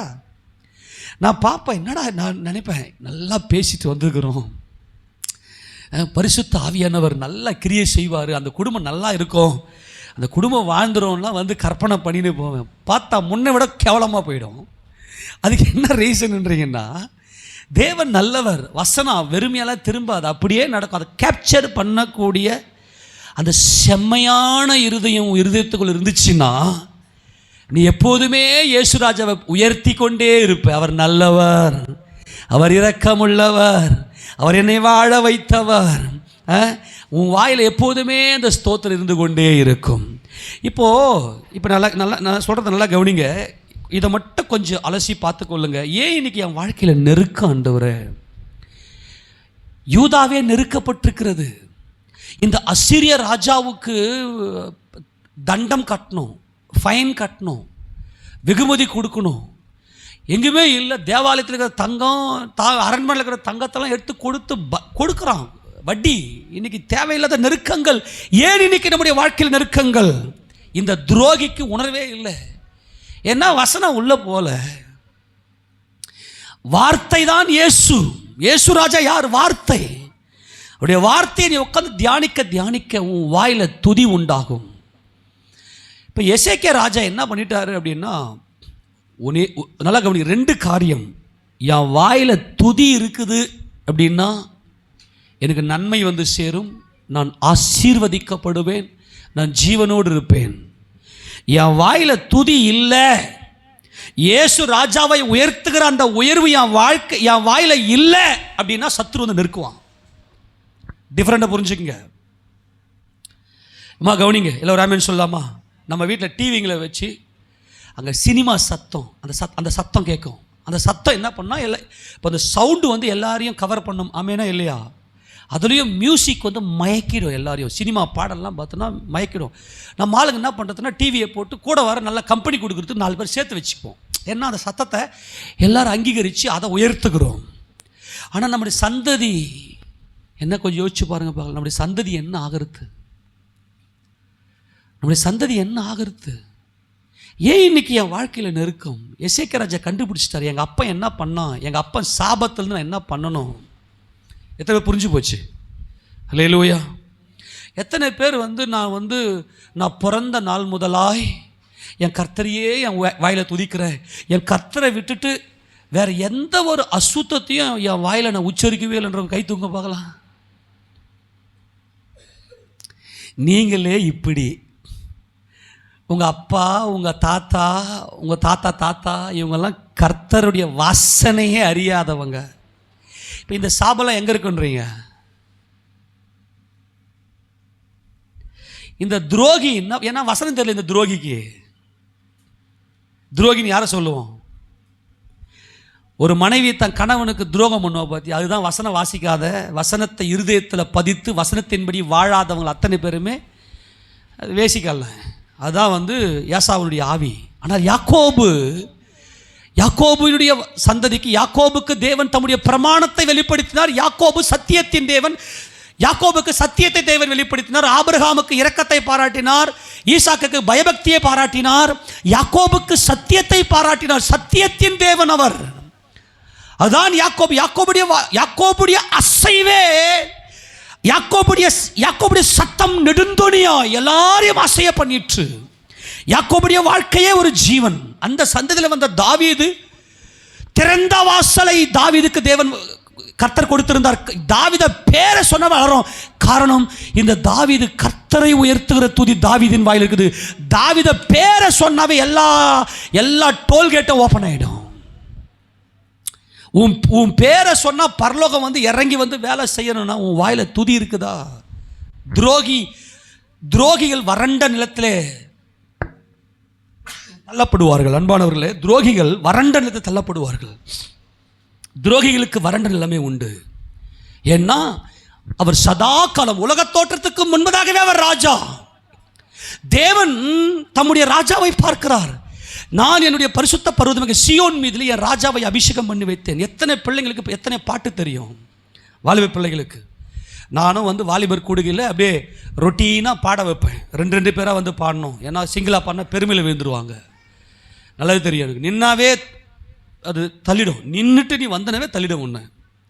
இப்போ தாழ்த்திக்க தெரியாது நிறைய பிள்ளைங்களுக்கு. அதனால் நம்ம ரெண்டு பேராக வச்சு பாட விடுவேன். நல்லா பாடுறாங்க, நல்லா டியூன் பிடிச்சி பாடுவாங்க. கர்த்தருக்கு ஸ்தோத்திரம். நான் என்ன சொல்கிறேன்னா, இன்னும் இம்ப்ரூவ்மெண்ட் ஆகுங்க. காலையில் 5 மணிக்கு ப்ரைஸிங் இருக்குது சபையில். காலையில் 5 மணிக்கு ப்ரைஸிங் இருக்குது.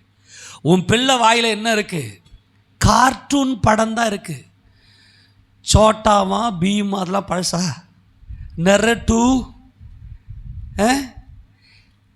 என்ன பண்ணிங்கிறீங்க? பிள்ளைங்கள நல்லா காசு கொடுத்து, இந்த உலகத்தான் சொல்லுவாங்க, காசு கொடுத்து இவனே சூனியை வச்சுக்கிறான்னு. உன் பிள்ளைங்களுக்கு நீங்களே சூனியை வைக்கிறீங்க. செல்ஃபோனை கையில் கொடுத்துட்டு. எப்படி உருப்படாது? அது உள்ளே போச்சுன்னா என்னத்தை பார்க்கும்? கார்ட்டூனை பார்த்து, தேவையில்லாத பார்த்து. நான் மறுபடியும் சொல்கிறேன், யாருடைய வாயில் துதி இருக்குது? பட்சபாதமே இல்லைங்க. அவன் அந்த மனிதன் வல்லமை பொரிந்தனவன். பரலோகமே அவனுக்காக செயல்படுகிறது, அவனுக்காக அசைகிறது, அவனுக்காக எல்லா காரியத்தையும் செய்கிறது.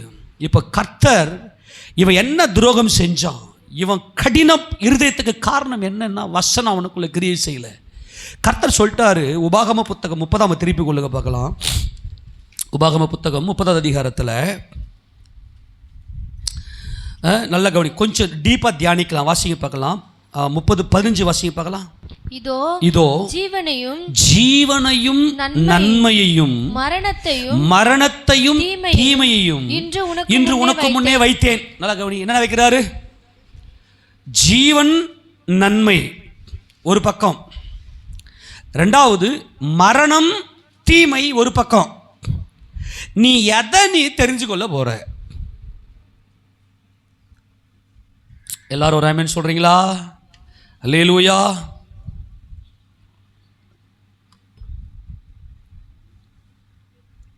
கவனி, எது ஜீவன்? நானே வழியும் சத்தியமும் ஜீவனுமாயிருக்கிறேன். இயேசு ராஜாவே உயர்வு, அவரை உயர்த்துகிற உயர்வு. ஆமேனா? அவரை நெடுந்தொனியாய் சத்தமாய் அவரை உயர்த்துகிற உயர்வு உனக்கு ஜீவன், உனக்கு நன்மை. ஆனால் அவரை உயர்த்தாத வேறு எதுவாகவும் வாயில வந்தாலும் அது உனக்கு மரணம், அது உனக்கு தீமை. இதுதான் ஆகாசுக்கு வந்துச்சு. அதையே கர்த்தர் என்ன சொல்றாருன்னா, நீ தொடர்ந்து வாசியே, நீ பிழைத்து பெருகும்படிக்கும் நீ சுதந்திரிக்க போகிற தேசத்தில் உன் தேவனை கர்த்தர் உன்னை ஆசீர்வதிக்கும்படிக்கும் நீ உன் தேவனை கர்த்தரில் அன்பு கூறவும். சொல்லுங்க, உன் தேவனை கர்த்தரில் அன்பு. அவர் யார்? ராஜா. அல்லேலூயா. எத்தனை பேர் கிறிஸ்துவை அன்பு கூறுகிறீர்கள்? அவர் ஒரு ராஜா. அவருடைய ஜீவனால தான் என் ஜீவன் பிழைக்கிறது. ஆமேன், ஆமேனா? தேவனுக்கு முன்னாடி எதுவுமே சிருஷ்டிக்க முடியாது. இயேசு ராஜா உயிரை கொடுத்தார் இல்லையா? நல்ல இந்த தியாலஜிலாம் புரிஞ்சுக்கங்கப்பா. தேவனும் நானும் என்கிற புத்தகத்தெல்லாம் உங்களை எழுத வச்சனாலாம் அந்த அந்த அந்த ஸ்டேஜிலலாம் எத்தனை அந்த புத்தகம் வச்சுக்கிறீங்க? இப்போ கையில் கை தூங்க. ஐயோ, இவ்வளோதானா? அதெல்லாம் பொக்கிஷங்கள். தேவனும் நானும் அப்படின்னு என்னை குறித்து என் தேவனுடைய மீட்பின் திட்டம் என்ன என்பதை குறித்தெல்லாம் நாம் அந்த புத்தகத்தில் பார்த்துருக்கோம். நல்லா கவனிங்க. இந்த ஆகாஷ் என்ன பண்ணிட்டான்னா, எல்லாம் ராமேன் சொல்லு, இதை மட்டும் புரிஞ்சுங்க. உன் வாயில் எந்த வாசம் இருக்குது, எந்த துதி இருக்குது? இயேசு ராஜாவுடைய சத்தத்தை தொனிக்க பண்ணி எல்லாருடைய இருதயத்துக்குள்ளும் ஏசப்பாவை விதைக்கிறியா? எல்லாருடைய இருதயத்துக்குள்ளேயும் மூலமா இயேசு கிறிஸ்து போவாரேயானால் பரலோகம் உன் சத்தத்துக்கு செவி கொடுத்துரும். அவ்வளோதான் கான்செப்ட். இந்த துரோகி இந்த மாதிரி பண்ணிட்டான். ஆனால் எசேக்கியா நல்ல ராஜா, ரகசியத்தை புரிந்து கொண்டார். எது ஜீவன், எது நன்மை, எது மரணம், எது தீமை. உன் வாயில் மரணம் இருக்கும். மரணம் இருக்கு. சில பேர் பார்த்தீங்கன்னா அசிங்கமாக பேசிக்கினே இருப்பாங்க. எப்போ பார்த்தாலும் நெகட்டிவ், அவிசுவாசமான வார்த்தை. அவள் தான் நடக்காது, அவள் தான் வேஸ்ட்டு, நீ அழிஞ்சிருவ, நீ ஒன்றும் வேலைக்காக மாட்ட. எப்போ பார்த்தாலும் அவிசுவாசமான வார்த்தை, நீ முன்னேற மாட்ட, அவள் தான் முடிஞ்சு போச்சு எல்லாம். இதெல்லாம் தீமை. அப்போ கர்த்தர் சொல்றாரு, நீ அவரில் அன்பு கூறும், அவர் வழிகளில் நடக்கவும், அவர் கற்பனைகளையும் கட்டளையும் நியாயங்களையும் கை கொள்ளவும் இன்று நான் உனக்கு கற்பிக்கிறேன். இந்த வசனத்தை கைக்கொள். அடுத்து, நீ கேளாதபடிக்கு மனம் பேதித்து, உன் மனம் இந்த வசனத்தை கேட்காதபடிக்கு மனம் பேதித்து இழுப்புண்டு போய் வேறே தேவர்களை பணிந்து அவர்களை சேவிப்பாயானால் நீங்கள் சுதந்திரிக்க போகிற யோர்தானை கடந்து போகிற தேசத்தில் நெடுநாள் வாழாமல் நிச்சயமாய் அழிந்து போல் என்பதை இன்று உங்களுக்கு அறிவிக்கிறேன். நான் ஜீவனையும் மரணத்தையும் ஆசீர்வாதத்தையும் சாபத்தையும் உனக்கு முன் வைத்தேன். நல்லா கவனி, எல்லாரும் ஆமென் சொல்லுங்க. ஒரே ஒரு ஜீவனும் ஆசீர்வாதமும் ஒன்றா வந்துடணும்.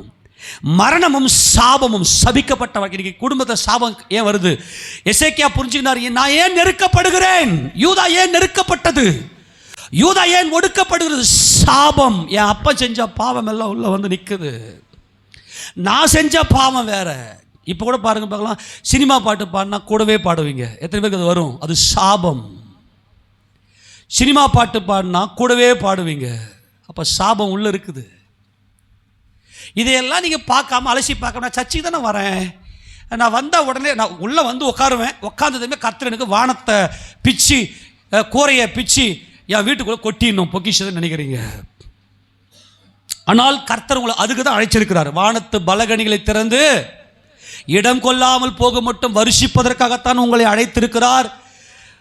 தேவன் நமக்கு எல்லா விதமான பண ஆசீர்வாதங்களை கொடுத்து பூரணமாய் சந்தோஷமாய் சமாதானமாய் நடத்துவதற்கு செழிப்பின் தேவன் அவர் வல்லமையுடையவராக இருக்கிறார். இப்போ ஆண்டவர் என்ன சொல்லிட்டார்னா, நீ இயேசு ராஜாவை உயர்த்துகிற அந்த உயர்வு, அந்த துதியின் சத்தம், அந்த நெடுந்தொனியாய் உயர்த்துகிற அந்த சத்தம் உன் வாயில் இருக்கும்னா, உன் வீட்டில் இருக்குன்னா, எத்தனை பேர் குடும்ப ஜபத்தை பண்ணுறீங்கன்னு கேட்டால் கையெல்லாம் தூக்காதீங்க. ஏன்னா நிறைய பேர் கை இப்படி குஷ்டரோகம் முடிச்ச கையாக வச்சுருப்பீங்க, எனக்கு தெரியும். உன் வீட்டில் இந்த சாபமும் இந்த மரணமும் இருக்குதுங்க. கவனிங்க, நான் சொல்கிறத நல்லா கவனிங்க. மரணமும் ஜீவனையும் உனக்கு முன்னாடி வைக்கிறேன், ஆசீர்வாதத்தையும் சாபத்தையும் வைக்கிறேன். இயேசு ராஜாவை உயர்த்துகிற துதி இருக்குதுன்னா அது ஜீவன், அது ஆசீர்வாதம். உன் குடும்பத்தில் ஆசீர்வாதம். தேவன் பரலோகம் கேட்டு உன் விண்ணப்பத்தெல்லாம் கேட்டு உனக்கு பதில் கொடுக்க வல்லமை உடையதாக இருக்கிறது. ஆனால் அந்த துதி இல்லாதது மரணம், அது சாபம். சாபம் அப்படின்னா தேவ பார்வை அந்த வீட்டு மேலே இருக்காது, தேவ பாதுகாப்பு இருக்காது, அழிஞ்சிடும். சத்துரு உள்ள வருவான், நெருக்குவான், நெருக்கி உன்னை இல்லாமல் அழிச்சிட்டு போயிடுவான். எல்லாம் கவனிக்கிறீங்களா? கவனிக்கிறீங்களா? உங்கள் குடும்பம் ஆசீர்வதிக்கப்பட வேண்டும், உங்கள் குடும்பத்தில் சாபம் போக வேண்டும் என்று தேவன் பேசிக்கொண்டிருக்கிறார். ஜீவனையும் மரணத்தையும் நீ எதை தெரிந்து கொண்டிருக்கிறாய்? கர்த்தர் கேட்கிற, உனக்கு முன்னாடி வைத்தேன் என்று உங்கள் மேல் வானத்தையும் பூமியை என்று சாட்சியாக வைக்கிறேன். ஆகையால் நீயும் உன் சந்ததியும், சொல்லுங்க, நீயும் உன் சந்ததியும். உன் பிள்ளை வாயில் என்ன வார்த்தை வருது? உன் பிள்ளை போயிட்டு உங்கள் பிள்ளைங்க போயிட்டு செல்ஃபோன் எடுத்து ஓப்பன் பண்ணி யூடியூப்பில் போயிட்டு ஏதோ ஒன்று சர்ச் பண்ணி வச்சுட்டு அப்படியே பொங்குது போகிற சந்தோஷம். என் பிள்ளை என்ன டேலண்டாக, வசனம் எவ்வளோ தெரியும் உன் பிள்ளைக்கு. உன் சந்ததியை பற்றி பேசுகிறார். நல்லா மறுபடியும் சொல்கிறேன், கொஞ்சம் டீப்பாக ஏன் என் நெருக்கத்துக்கு என்ன காரணன்றதை புரிந்து கொள்ளுங்க. ஒரே ஒரு காரியத்தை சொல்லி நான் முடிக்க போகிறேன். நல்லா புரிஞ்சுக்கிறேன். ஒரே ஒரு கான்செப்டை கொண்டு வரேன். உன் வாயில ராஜாவை உயர்த்து, அவர் ஏன் ராஜான்னு, ஏன் ராஜாவை உயர்த்துகிற அந்த துதி உன் வாயில் இருக்குமேனால் உன் விண்ணப்பங்கள் அத்தனையும், நீ கேட்குற அத்தனையும் கொடுத்து உன் குடும்பத்தை செழிப்பாய் வாழ வைக்கிற கர்த்தர் அவர். குடும்பத்தின் தேவன் அவர். நம்முடைய தேவன் குடும்பத்தின் தேவன். உன் சந்ததியும் பிழைக்கும்படிக்கு நீ ஜீவனை தெரிந்து கொண்டு, எது ஜீவன்? உன் வாயில் இருக்கிற துதியின் சத்தம். எல்லா வாய்த்த சொல்லுங்க, எது ஜீவன்? இயேசு ராஜாவை உயர்த்துகிற துதியின் சத்தம். சொல்லுங்க, இயேசு ராஜா உயர்த்துகிற துதியின் சத்தம். வாய்த்த சொல்லுங்க, இயேசு ராஜா உயர்த்துகிற. 26ஆம் சங்கீதம் 6ஆம் வசனத்தை வாசிக்க பார்க்கலாம். 26ஆம் சங்கீதம் 6ஆம் வசனம். கர்த்தாவே துதியின் சத்தத்தை தொனிக்க பண்ணி. என்ன சத்த தொனி? சொல்லுங்க, என்ன சத்த தொனி? துதியின் சத்தத்தின் தொனி. ஹல்லேலூயா. எப்படி அவரை துதிக்கணும்? துதியின் சத்தத்தின் தொனி. எல்லாரும் ஆமென் சொல்லுங்க. இப்போ நம்மளாம் என்ன பண்ணுவோன்னா, இப்போ ஆராதனை 1 மணி நேரம் நல்லா பாடி துதிச்சு, இப்போ ஆரம்ப ஜபம், பாடல் ஆராதனை, துதி ஆராதனை, மன்றாட்டு ஜபம், சாட்சியின் நேரம், அறிவிப்பு நேரம், காணிக்கை நேரம், தேவ செய்தி நேரம், ஐக்கிய விருந்து நேரம், திருவிருந்து இருக்கும்போது திருவிருந்து நேரம், எல்லாவற்றிலும் தேவன் பேசுகிறார். ஆவியானவர் சபைகளுக்கு சொல்லுகிறதை காதுள்ளவன் கேட்க கடவன். கர்த்தர் நம்மிடத்தில் சத்தத்தை எதிர்பார்க்கிறார். இந்த துதியின் சத்தம் உன் வாயில, உன் ஜீவியத்தில், உன் சாட்சியில, உன் சாட்சியே துதியாக இருக்க வேண்டும். இந்த ஜனங்களை எனக்கென்று ஏற்படுத்தினேன், இவர்கள் என் துதியை சொல்லி வருவார்கள் என்பது சாட்சி உள்ள வாழ்க்கை. உன்னிலிருந்து கிறிஸ்துவை வெளிப்படுத்துகிற மகிமையின் வாழ்க்கை. அன்பானவர்களே, நீங்கள் உயர்த்தப்பட வேண்டும், நீங்கள் ஆசீர்வதிக்கப்பட வேண்டும். உங்கள் குடும்பம் நெருக்கம் இல்லாமல் பரிபூர்ணமாய் விசாலமாய் நடக்க வேண்டும் என்பதற்காகத்தான் கர்த்தர் உங்களை அழைத்திருக்கிறார். ஆனால் ஏன் நெருக்கம்? துதியின் சத்தம் இல்லை. எசேக்கியா ராஜாவுக்காக நான் ஸ்தோத்திரிக்கிறேன், கண்டுபிடித்து விட்டார். என் வீட்டில் சாபம் இருக்கு, யூதாவில் சாபம் இருக்கிறது, யூதாவிலே மரணம் வந்து விட்டது. இந்த தில்காத் பிளனேசர் வந்து நெருக்குகிறான், இந்த அசீரியன் வந்து நெருக்குகிறான், மரணம் எங்களுக்கு முன்னதாக நிற்கிறது. அதுக்கு என்ன காரணம்?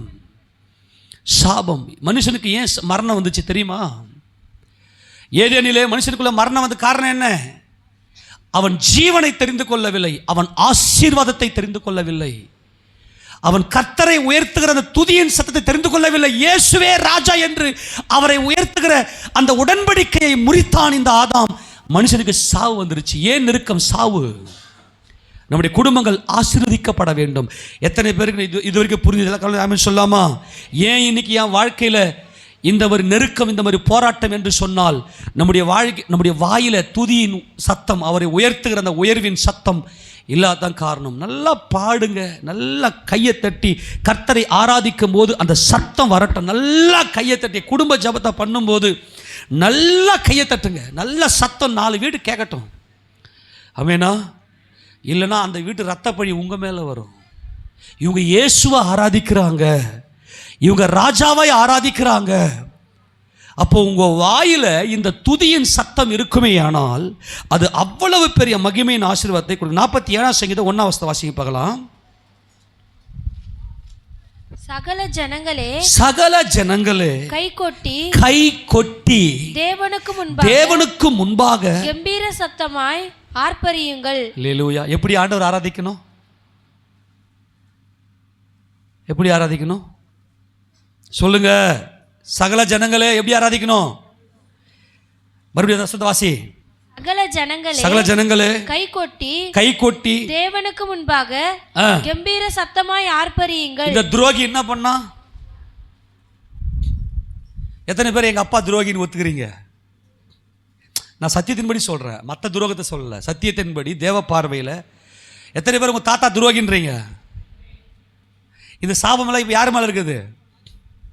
யார் மேல இருக்குது? இந்த துரோகி மேல இருக்குது. ஆமெனா? நீங்க என்ன பண்ணிக்கிறீங்க? கை கொட்டி சத்தத்தை உயர்த்தி உங்க ஜீவியத்தில் இயேசு ராஜாவை உயர்த்துகிற துதியின் சத்தம் உங்க வாயில் இருக்குதா? உன் பிள்ளைக்கு சொல்லிக் கொடுக்கிற துதியின் சத்தம் எத்தனை பாட்டு உன் பிள்ளைக்கு தெரியும்? அல்லேலூயா. எத்தனை பாடல் உன் பிள்ளைக்கு தெரியும்? எத்தனை பாட்டு எந்த இடத்துலலாம் உன் பிள்ளை சாட்சியா இருக்குது? நல்லா கவனிங்க, நல்லா கையை தட்டி. அதுதான் நான் சில நேரங்களில் பேண்டெல்லாம் நிறுத்திட்டு இந்த கை வாசம் இருக்க பற்றி அதில் என் கர்த்தரை மகிமைப்படும். உன் இருதயத்தினுடைய வாசை தான் உன் கை வாசை, உன் இருதயத்தினுடைய அந்த மகிழ்ச்சி தான் உன் கை வாசை. அப்படியே சவுண்டு வரும் பாருங்க. சிலதெல்லாம் பார்த்தோன்னா அப்படியே இப்படி எதுக்கு அதுன்னு தெரில, இப்படி சிந்தனை எங்கேயோ விட்டுட்டு நீ ராஜாவுக்கு முன்னாடி நிற்கிற, இயேசு ராஜாவுக்கு முன்னாடி நிற்கிற. நல்லா கவனி, நல்லா கவனி. உன் வாயில துதியின் சத்தம் இல்லைன்னா, உன் வாயில ஜீவன் இல்லை, உன் வாயில் உன் வாழ்க்கையில் ஆசீர்வாதம் இல்லை, மாறாக அங்கே சாபம் இருக்கிறது. அன்பானவர்களே, நீங்கள் தெரிந்து கொள்வதற்காக இன்னைக்கு கர்த்தர் உங்களோடு பேசுகிறார். ஏன் இன்னைக்கு இவ்வளோ நெருக்கம் என்று சொன்னால் உங்கள் வாழ்க்கையில் ஜீவன் இல்லை. அங்கே சொல்றாரு பாருங்க, எப்படி பாடணுமா? சகல ஜனங்களே கை கொட்டி தேவனுக்கு முன்பாக கம்பீர சத்தமாய் அவரை என்ன பண்ணாமா? ஆர்ப்பரிக்க வேண்டுமாம். கம்பீர சத்தம் என்ன பண்ணாமா? ஆர்ப்பரிக்க வேண்டுமாம். எப்படி பாட? அவருடைய மகிமையை பார்த்து எல்லாம் கை தட்டி பாடுங்க பார்க்கலாம். இருந்தவரும் இருக்கிறவரும் கை பேண்ட் அடிக்கூடாது, நல்லா கையை கொட்டி நல்லா ஆர்ப்பரி சத்தமா ட்ரெயின் அப். ஆமென்.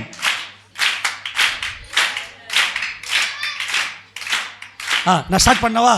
மறுபடியும் ஸ்டார்ட் பண்ணலாமா? சவுண்டு வந்து நல்லா அந்த இருதயத்தில் அந்த ராஜா, அந்த மைண்ட்ல வந்து அந்த ராஜா இருக்கணும், இயேசு ராஜா இருக்கணும் மைண்ட்ல. ஆமேனா. மைண்டில் இயேசு ராஜா வச்சுக்கிட்டு தட்டினீங்கன்னா எப்படி வரும் தெரியுமா? சவுண்டு சும்மா கணீர் வெண்கல ஓசா மாதிரி இருக்கும். இன்று முதல் உங்கள் சாபம், உங்கள் நெருக்கம், உன்னுடைய தரித்திரம், உன்னுடைய பலவீனம், உன்னுடைய வியாதி இன்னையோட உன் சத்தத்தில் கர்த்தரை மகிமைப்பட போகிறார். ஆமேனா. எல்லாவற்றையும் எல்லா பள்ளமா இருந்தவரும் இருக்கிறவரும் வருகிறவரும் ஆகிய சர்வவல்ல தேவனே நீர் பரிசுத்தர் பரிசுத்தர். Very good. கர்த்தர் உங்களை ஆசீர்வதிப்பார். நல்ல சத்தமாய் இருந்தவரும் இருக்கிறவரும் வருகிறவரும் ஆகிய சர்வவல்ல தேவனே நீர் பரிசுத்தர் பரிசுத்தர். சர்வவல்ல தேவனே நீர் பரிசுத்தர் பரிசுத்தர். ஆதி அந்தம் நீரே, அல்பா ஓமேகாவும் நீரே, ஒருவரும் சேரா ஒளியில் வாசம் செய்பவரே. ஆதி அந்தம் நீரே, அல்பா ஓமேகாவும் நீரே, ஒருவரும் சேரா ஒளியில் வாசம் செய்பவரே. கேருபீன்களும் சேராபீன்களும் உம்மை துதிக்குதே, கேருபீன்களும் உம்மை துதிக்குதே. நீர் பரிசுத்தர் பரிசுத்தர் பரிசுத்தர். நீர் பரிசுத்தர் பரிசுத்தர் பரிசுத்தர். இருந்தவரும் இருக்கிறவரும் வருகிறவரும் ஆகிய சர்வவல்ல தேவனே நீர் பரிசுத்தர் பரிசுத்தர். சர்வவல்ல தேவனே நீர் பரிசுத்தர் பரிசுத்தர். சில ஆயாவங்களாம் பார்ப்பேன், சில ஆயாவங்களாம் பார்ப்பேன். அவங்க பண்ணுவாங்க அந்த ஆக்ஷனே பார்க்க நமக்கு துதிக்கணும் ஆசையாக இருக்கும். அவங்க நல்லா கையை தட்டி அந்த ஓசை, அந்த கை தட்டுற ஓசை, அந்த பெருந்தொனியாய் நெடுந்தொனியாய் என் இயேசு பெரியவர், நடு ரோட்டில் நின்றுக்கின்னு என் இயேசு பெரியவர் என்று நெடுந்தொனியாய் நெடுந்தொனியாய் நெடுந்தொனியாய் அவர்கள் துதித்து கொண்டே இருந்தார்கள்.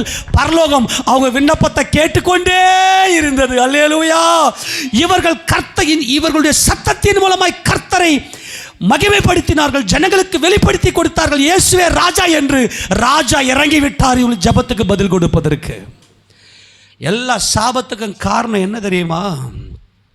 உன் சந்ததியே என்ன பண்ணுச்சுன்னா ஜீவனை தெரிந்து கொள்ளவில்லை, மரணத்தை தெரிந்து கொண்டது. வசனம் அவங்களுக்கு தெரியல. நல்லா வசனத்தை வாசிங்க, மணிக்கணக்காக வாசிங்க, தியானம் பண்ணுங்க. நான் சர்ச்சுக்கு வரனேன் என்ன நம்ம ஆளுங்க என்ன பண்ணிட்டாங்கன்னா அந்த இந்து முறைப்படி என்ன சொல்லி விட்ருவாங்கன்னா, நீ அந்த சரிதானத்துக்கு போயிட்டு வா, ஏன்னா அது கல் அது எதுவும் பார்க்காது, சும்மா நீ போயிட்டு வந்தால் போதும். புரியுதா இல்லையா? இதெல்லாம் பேசணுன்ற அவசியம் இல்லை, உங்களுக்கு புரிய மாட்டேங்குது. அவன் சொல்லி கொடுத்துருவான், கால்நடியாக நந்து போயிட்டு வா, இதெல்லாம் சொல்லி கொடுத்தான். அதே பாணியில் உக்காந்துக்குன்னு நான் தான் வந்துட்டேனே, எனக்கு ஏன் எதுவுமே நடக்க மாட்டேங்குது. அவர் ராஜா என்று உன் கண்ணு பார்க்கணும். ரெண்டாவது சொல்கிற பாருங்களேன், உன்னதமானவராகிய கர்த்தர் பயங்கரமானவரும் பூமியின் மீதெங்கும் மகத்துவமான ராஜாவுமா இருக்கிறார். கையை தட்டி இயேசு ராஜாவுக்கு அல்லேலூயா. கர்த்தருடைய பரிசுத்த நாம மகிமைப்படுவதாக. நல்லா கையை தட்டி, அவர் பயங்கரமான மகத்துவமான ராஜா. அவர் நீ உன் கை ஓசையில அவர் மகிமைப்படுகிறார். அல்லேலூயா.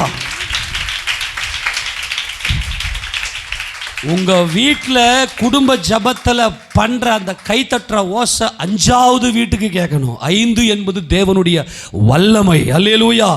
5 வீடை தாண்டி வீட்டுக்கு ஒரு பேண்டை வாங்கி வச்சுக்கோங்க. எல்லாம் வீட்டுக்கு ஒரு பேண்டை வாங்கி, சின்ன பேண்டை வாங்கி வச்சுக்கோங்க. ஆமேனா. மிஞ்சி போனால் ஒரு 1000 ரூபாய் 1500 ரூபாய் வரும்னு நினைக்கிறேன். நல்ல மீடியமான பேண்டு வாங்கி வச்சுக்கோங்க. நல்ல குடும்ப ஜெபத்தில் நல்லா கையை தட்டி நல்லா சத்தமாக பாடி துதிங்க. ஆனால் நடுராத்திரிலேருந்து பேண்ட் அடித்து மற்ற தூக்கத்தில் கெடுக்காதீங்க. அதில் நிறைய பிரச்சனை இருக்குது.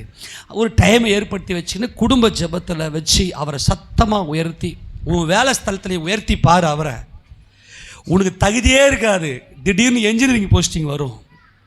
எப்போ ஆள் இல்லை, நீ நல்லா பண்ணுற, சூப்பராக பண்ணுற, இந்த என்ஜினியரிங் போஸ்ட் வச்சுக்க, நீ துதிச்சு பாரு. அவரை உன்னில் அவர் சத்தத்தை வெளிப்படுத்தி பாரு.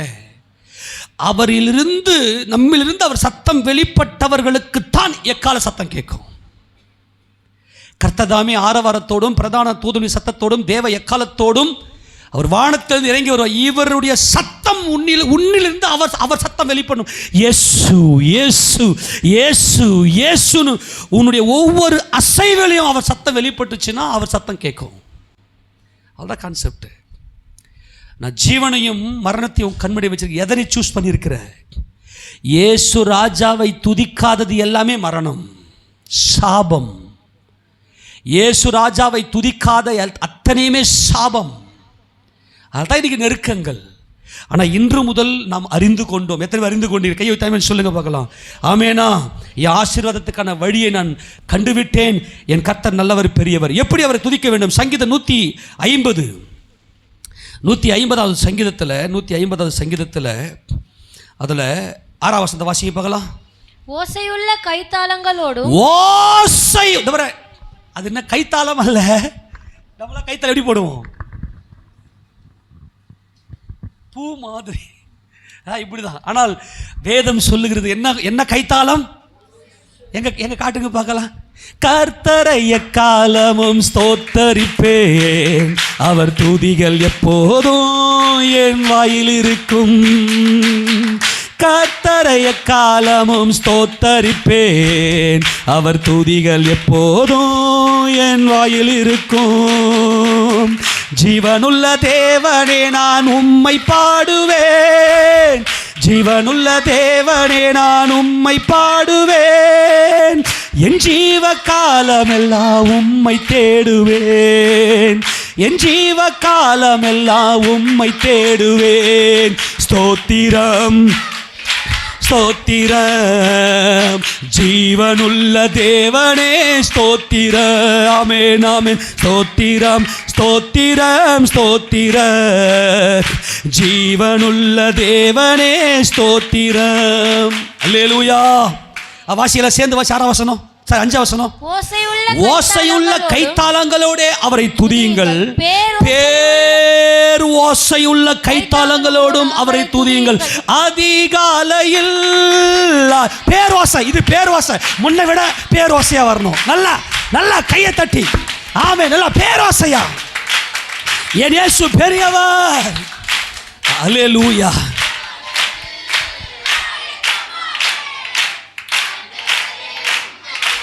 ஆமென். உம்மை தேடுகையில் கண்டடைவே. ஆமென் ஆமென்.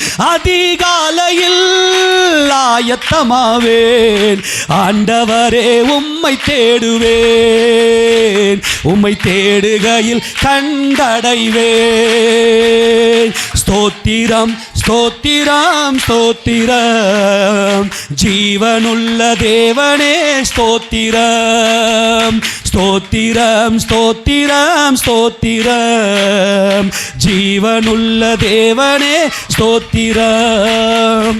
எத்தனை பேர் என் கூட சுவிசேஷ ஊழியத்துக்கு தெருவில் வந்துலாம் நின்றுக்கிறீங்க? எல்லாம் கை தூங்க பார்க்கலாம். உங்கள் குடும்பம் ஆசீர்வதிக்கப்பட்டது. பரலோகம் உங்களுக்கு உடனடியாய் பதில் கொடுக்க வல்லமையுடையது. கர்த்தர் உங்கள் சந்ததி ஆசீர்வதிப்பாராக. ஆமேனா? தெருவில் நின்று எந்த இடத்துல நின்னாலும் உன்னிலிருந்து அவர் சத்தம் வெளிப்படுமேயானால் உன் சத்தத்துக்கு பரலோகம் செவி கொடுக்க காயத்தமாக இருக்கிறது, காத்திருக்கிறது. எல்லா காரியத்தை வாய்க்க பண்ணுவார். உன் குடும்ப சாபம் வெளியே போகணும்னா ஏன் ஆண்டவரே நெருக்கத்துக்கு காரணம் கண்டுபிடிச்சிட்டோம். ஆமேனா? சாபம், துரோகம். என் அப்பா பண்ண துரோகம். என் கர்த்தரை ஆராதிக்காம தன்னை ஆராதித்தார். என் தாத்தா பண்ண துரோகம். என் ராஜாவை ஆராதிக்காமல் தன்னை ஆராதித்தார். ஆனால் இன்றைக்கு நானும் அவரை அறியாதிருந்த காலங்கள் உண்டு ஆண்டவரே. அப்போ நீ எந்த அளவுக்கு கர்த்தரை உயர்த்தி நல்ல ஸ்தோத்திரம் பண்றியோ அவருடைய ஆசீர்வாதம் உன் தலைமையில் வந்து நிற்கும். 66ஆம் சங்கீதம் 8ஆம் வசனத்தை வாசிக்கும் போது 66வது சங்கீதம் 8ஆம் வசனம். ஜனங்களே நம்முடைய தேவனை ஸ்தோத்தரித்து அவரை துதிக்கும் சத்தத்தை கேட்க பண்ணுங்கள். அம்மா, அவரை துதிக்கிற சத்தத்தை கேட்க எல்லாருக்கும் கேட்கப்படும். எல்லாருக்கும் நீ கேட்கப்பட்டனா உன் ஜெபத்தை கர்த்தர் கேட்க வல்லமை உடையவர். அல்லேலூயா. உன் குடும்பத்தில் துதியின் சத்தம் இருக்கிறதா? தனி ஜெபம் இருக்குதா? குடும்ப ஜெபம் நைட்டில் 7 மணிலேருந்து ஆரம்பிச்சிடலாம். பிள்ளைங்களை தூங்குறதுக்கு முன்னாடி பிள்ளைங்களை உட்கார வச்சு நல்லா பயிற்சி கொடுங்க. உன் சந்ததி ஆசீர்வதிக்கப்பட வேண்டுமே ஆனால் உன் பிள்ளையுடைய வாயில துதிய கொடு. இயேசு ராஜா தான் ராஜான்னு சொல்லி கொடு. அவர் உனக்காக சிலுவையில் செய்து முடித்த யாவையும் சொல்லி கொடுத்து இருதயத்தில் கிறிஸ்து இயேசுவை குத்தி வச்சிருங்க. விருத்த சேதனமுடைய இருதயமாய் மாற்றுங்க. அந்த துதிக்கும் சத்தத்தை கேட்க பண்ணுங்கள். மற்ற ஜனங்களுக்கு நீ கேட்க பண்ணனா, உன் ஃப்ரெண்டு வந்து கேட்குறான், ஆமாம் நான் இயேசுவை என் ரட்சகராக ஏற்றுக்கொண்டு சொல்ல தைரியம் இருக்கா? உன் சொந்தக்காரர் வராங்க, உன் சொந்தக்காரருக்கு மத்தியில், உன் வேலை ஸ்தலத்தில், ஆமா நான் இயேசுவை ஆராதிக்கிறேன், அவர் ராஜாதி ராஜா, அப்படி உயர்த்தி பார். உன்னிலிருந்து அவர் சத்தம் கேட்க பண்ணு. உன் சத்தத்தை அவர் கேட்க வல்லமை உடையவர், உன் ஜபத்தை அவர் கேட்க வல்லமை உடையவர். அவர் சொல்றாரு பாருங்க, மறுபடியும் சேர்ந்து வாசி. ஜனங்களே, நம்முடைய தேவனை ஸ்தோத்தரித்து அவரை துதிக்கும் சத்தத்தை கேட்க பண்ணுங்கள். அவர் நம்முடைய கால்களை தள்ளாட ஒட்டாமல், கரங்களை தட்டி எல்லாருமாய், என் கால் தள்ளாடாது, அவரை உயர்த்துவேனால் என் கால் தள்ளாடாது, என் குடும்பம் நிமிர்ந்து நிற்கும், என் குடும்பம் நிமிர்ந்து நிற்கும், நீதிமானின் குடும்பம் என் குடும்பம், என் ராஜாவை நான் உயர்த்துகிறேன், என் கால் தள்ளாடாது. எசேக்கியா ராஜா அறிந்து கொண்டார். ஆகாஷ் ராஜா பண்ண வேலை என்ன என்பதை எசேக்கியா ராஜா புரிந்து கொண்டார். இந்த சாபம் என்னை விட்டு போகணும்னா ஒரே ஒரு வழி, என் வாயிலிருந்து பிறக்கிற துதியின் சத்தத்தை மற்றவர்களை கேட்க பண்ண வைக்கணும். அவர் நம்முடைய காலை தள்ளாட ஒட்டாமல் நம்முடைய ஆத்துமாவை உயிரோடே வைக்கிறார். அல்லேலூயா. சாபம் வராது, சாவு வராது. ஆமென் சொல்லுங்க போகலாம். என்ன வராது? சாவு வராது, சாபம் வராது. நீ அவரை துதிக்கிற துதியில் எல்லாமே பஞ்சு பஞ்சா பறந்துடும். ஒரே ஒரு காரியத்தை மட்டும் சொல்லி நான் முடிக்கிறேன். எரிகோ பட்டணம் நமக்கு நல்லா தெரியும். எரிகோ சாபம். ஏன் எரிகோ சாபம் அப்படின்னா, அங்கே வசனமே கிடையாது, அங்கே முழுக்க துரோகம் மட்டுமே. அங்கே வேசித்தனம் அங்கே பயங்கரமாக இருந்தது. என்னால் எரிகோ அப்படின்னாவே அந்த மதில் மேலே ஒரு வேசி இருப்பால் அது மைண்டுக்கு வரும். அங்கே நடந்தது எல்லாமே பார்த்தீங்கன்னா துரோகம். அங்கெல்லாம் மரணம், ஜீவன். அங்கே மரணம் தான், அங்கே சாபம் தான், அங்கே தீமை தான். மரணம், சாபம், தீமை. நன்மை, ஜீவன், ஆசீர்வாதம் என்பது எரிகோவில் இல்லை. இப்போ இஸ்ரவேல் ஜனங்கள் இந்த எரிகோவை சுதந்திரித்துக் கொள்ள வேண்டும். நல்லா கவனி. உன் குடும்பத்தில் சாபம் போகணும்னா உன் குடும்பத்தில் நல்ல சத்தத்தை உயர்த்தி ஜெபம் பண்ணுங்க. பர்சனலாக உங்களுக்குள்ள அந்த துதியின் சத்தம் இருக்கட்டும். அது இருந்துச்சுன்னா எல்லாம் சக்ஸஸ். இப்போ ஆண்டவர் சொல்லிட்டாரு, எரிகோவை நீங்கள் சங்காரம் பண்ணுங்க, ஆனால் எரிகோவில் இருக்கக்கூடிய ஒரே ஒரு பொருளையும் நீ தொடக்கூடாது. இதில் பயங்கர ரகசியம் இருக்கு, நான் அதெல்லாம் பேச மாட்டேன். பேசினா நிறைய பேர் ஏற்றுக்க மாட்டீங்க, உங்களுக்கு மனசு ஒத்துக்காது. ஆனால் கர்த்தர் சொல்லிட்டாரு, இந்த எரிகோவில் இருக்கிற சாபம், இந்த சாப தீடானதை தொடாதீங்க அப்படின்னு சொல்லிட்டாரு. இப்போ எப்படி ஆண்டவரே, இந்த மதிலை எங்களை இடிக்க முடியாது, எங்களுக்கு என்று ஒரு இராணுவம் கிடையாது, நாங்களாம் நாடோடிகளாக 40 ஆண்டு காலமாக வனாந்தரத்தில் இருந்து விட்டு வந்தவர்கள், எகிப்தில் அடிமையாக கிடந்தவர்கள். இப்போ ஒன்றுமே இல்லை, இராணுவம் கிடையாது, மதில் இடிக்கும் இயந்திரம் எங்களுக்கு கிடையாது, எதுவுமே கிடையாது. என்ன பண்ணுறது? என் குடும்பத்தில் இருக்கிற சாபங்கள் எப்படி போகணும் அப்படின்னா ஒரே ஒரு காரியம்தான். இந்த பாரு, ஆசாரியர்கள் எக்காலங்களை பிடித்திருக்கிற பூரிகை அல்ல, எக்காலம் சொஃபேர், ட்ரம்பட் அல்ல, சொஃபேர், கொம்பு எக்காலங்களை பிடித்து கொண்டிருக்கிற ஆசாரியர்கள் மட்டும்தான் சத்தத்தை உயர்த்தி ஜெபிக்க முடியும். சத்தத்தை உயர்த்துகிற இயேசு ராஜா உன் மூலமா இயேசுன்ற நாமம் வெளிப்படுவேனால் நீ ஆசாரியன், நீ பரிசுத்தவான். அப்போ ஆசாரியனை பார்த்து சொல்றாரு, நீ எக்காலத்தை பிடித்து கொண்டு எரிகோவை 7 முறை சுற்றி வா. ஆமென். சத்தமே போடக்கூடாது. நல்லா கவனிங்க, ரகசியத்தை புரிந்து கொள்ளுங்க. முதல்ல உன் சாட்சி. எரிகோலாம் எட்டி பார்க்குறான். எரிகோ பட்டணத்தினுடைய அந்த கதவெல்லாம் மூடப்பட்டு உள்ள ஒருத்தனும் போக முடியல, ஒருத்தனும் வெளியே வர முடியல. ஆண்டவர் சொல்றார், முதல்ல நீ எனக்கு சாட்சியாயிரு, அப்புறம் சத்தமிடு. நீ சாட்சியா இருந்தாதான் சத்தமிடுவ. ஏன் ஆண்டவர் 6 நாள் சத்தமிடாமல் போக சொன்னார்? அமைதியாக பெட்டியை தூக்கிங்க, உடன்படிக்கை பெட்டியை தூக்கி. இந்த சம்பவம் நமக்கு நல்லா தெரியும், நமக்கு நேரம் இல்லை, நான் முடிக்கிறேன். ஆகாஷ் ராஜா பண்ண இந்த துரோகத்தை, இந்த சாபத்தை எசேக்கியா ராஜா அந்த நெடுந்துணி, அந்த பேரோசை, அந்த இயேசு ராஜாவை உயர்த்த அந்த துதியின் சத்தம், அதை வச்சு ஜெயிச்சிட்டாரு. எசேக்கியா ராஜா ஜெயிச்சிட்டாரு. இதை எங்கே கற்றுக்கொண்டார்? எசேக்கியா ராஜா எங்கே கற்றுக்கொண்டார்? துதியில் மாத்திரம் வெற்றி இருக்கு என்பதை கற்றுக்கொண்டார். நான் கேட்குற அத்தனையும் பரலோகம் செவி கொடுக்க வேண்டுமேனால் என் கர்த்தரை உயர்த்துகிற துதி என் வாயில் இருக்க வேண்டும், அவருடைய சத்தம் என் ஜீவியத்தில் இருக்க வேண்டும். கர்த்தர் 6 நாள் முதல்ல சாட்சியை காட்டு. என்னடா பண்ணுறானுங்க அவனுங்க? சும்மா சுற்றி வரானுங்க. யாரா அவனுங்க? ஆசாரியர்கள், லேவியர்கள், உடன்படிக்கை பெட்டியை பிடித்து கொண்டிருக்கிறார்கள், யுத்த சன்னத்தரானவர்கள் கூட இருக்கிறாங்க, சும்மா சுற்றிக்கிறான். ஆமென். முதல்ல சாட்சி இருக்கா? உன் குடும்பத்தில் சாட்சி இருக்கா? அமைதியாக போ. உன்னிலிருந்து அந்த ஆசாரியன் என்கின்ற அந்த மகிமை வெளிப்படட்டும். நான் என்னை அவர் இரத்தத்தினாலே என்னை ஆசாரியனாகவும் ராஜாவாகவும் என் கர்த்தர் என்னை மீட்டுக்கொண்ட அன்பு, அவர் மேலே வைத்த அந்த அன்பு, அவர் உனக்கு பாராட்டின அந்த அன்பு, அவர் உனக்கு பாராட்டின அந்த அன்பு, அவர் உன்மேல் வைத்த அந்த அன்பு, அந்த அன்பை நீ உணர்ந்துட்டா மட்டும்தான் உன் இருதயத்தில் துதி உண்டாகும். கர்த்தர் சொன்னார் 7வது நாளில் என்ன பண்ணனே, எக்காலத்தை ஊது, ஜனங்க ஆர்ப்பரிச்சா மட்டும் போதும், உங்கள் அப்பன், உன் தாத்தன், உன் பாட்டன், உன் முப்பாட்டன் மொத்த சாபமும் க்ளோஸ். வீடு கட்டுருவ, வாகனமாக வாங்கிடுவ, பிஸ்னஸ் இன்னொரு பிஸ்னஸ் பண்ணிடுவ, எல்லாத்தையும் கர்த்தர் கொடுத்துருவார். ஏன்னா நம்முடைய தேவன் ஆசீர்வாதத்தின் தேவன். நீ கேட்குற பர்சனலாக உனக்கு என்னென்னலாம் வருமோ மொத்தத்தையும் கர்த்தர் கொடுக்க வல்லமை உடையவர். ஒரே ஒரு காரியம் அங்கே கர்த்தர் சொல்லிட்டார், ஒன்றுமே வேணாப்பா சத்தமிட சொல்லுன்ட்டாரு. ஆமென். ஒன்றுமே பண்ணாத. எக்காலம் ஊதும்போது ஜனங்கள்லாம் ஆர்ப்பரிக்க நெடுந்தொனியாய் அந்த எக்கால சத்தம் என் இயேசுராஜன். 7 தான் எக்காலம். இந்த எக்காலம் என்பது கிறிஸ்து இயேசுவினுடைய அடக்கம் பண்ணப்படுதல். சர்வ வல்லமையுள்ள பிதாவாகிய தேவனை நோக்கி, சர்வ வல்லவர் சிங்காசனத்தில் வீற்றிருக்கிற சர்வ வல்லமையுள்ள பிதாவாகிய தேவனை நோக்கி குறிப்பிட்ட ராஜாதி ராஜாவுடைய அந்த சத்தம் தான் எக்கால சத்தம். எக்காலத்தை ஊதினாலே அது அது மகிமையின் தேவனை நோக்கி குறிப்பிட்ட மகிமையின் கர்த்தருடைய சத்தம். வேற ஒண்ணுமே பண்ணாத, சத்தம் மட்டும் இட சொல்லு, நெடுந்தொனியாய் சத்தம் மட்டும் இட சொல்லு. சத்தம் நல்லா வரணும். ஆமென். இனிமே உங்க கோரிய பிச்சுன்னு மேலே போற அளவுக்கு சத்தம் வேணும். நீங்க உங்க வீட்டில் சபையில் வந்து ஆராதிக்கும் போது அவ்வளவு சவுண்ட் இருக்கணும். நம்மளாம் என்ன பண்ணுறோன்னா நல்லா ஸ்பீக்கரை தான் வந்து சவுண்டு ஏற்றுறோம். இதெல்லாம் இனிமேல் ஸ்பீக்கர்லாம் கட் பண்ணிவிட்டு நல்லா கையை தட்டி நல்லா தொண்டெல்லாம் அப்படியே இருதயத்தின் ஆழத்திலிருந்து ஆசீர்வாதம் வரும் பாருங்க உங்கள் தலை மேலே. நீ நீதிமான், நீ நீதிமானுடைய சிரசின் மேலே ஆசீர்வாதம் தங்கிடும், உன் தலை மேலே தங்கிடும். அதுக்கு முதல்ல உன் சாபத்தை உடை, உன் கட்டுகளை அறுத்து எல்லாத்தையும் பண்ணணும்னா நீ நெடுந்தொனியாய், நீ பேர் ஓசையாய் நீ கர்த்தரை உயர்த்த வேண்டும். அதனுடைய அர்த்தம் என்பது வெறும் சத்தம் மட்டும், வாயின் சத்தம் மட்டும் அல்ல, உன் சாட்சின்னு சொல்லிட்டேன். இதுதான் பயங்கர பவர்ஃபுல், உன் சாட்சி. அதுதான் ஆசாரி 6 நாள் வெறுமனே சுத்து, சத்தம்லாம் போடாத. சும்மா இப்போ நிறைய பேர் என்ன பண்ணுவாங்க தெரியுமா, சும்மா வாயை திறந்தாவே சத்தம் போட்டுன்னு ஏதாவது பாடிங்க, ஏதோ பண்ணுறது. ஆனால் இருதயத்தில் பார்த்தா ஒன்றுமே இருக்காது, சாட்சியை பார்த்தா ஒன்றுமே இருக்காது, தனிப்பட்ட வாழ்க்கையை பார்த்தா ஒன்றுமே இருக்காது. முதல்ல உன் சாட்சி, உன்னுடைய ஜீவியத்தில் இயேசு ராஜாவை உயர்த்துகிற அந்த சத்தத்தை உன் ஜீவியத்தில் காட்டாது. பயங்கர பவர். உன் சொந்தக்காரெல்லாம் அப்படியே நடுங்குவான்.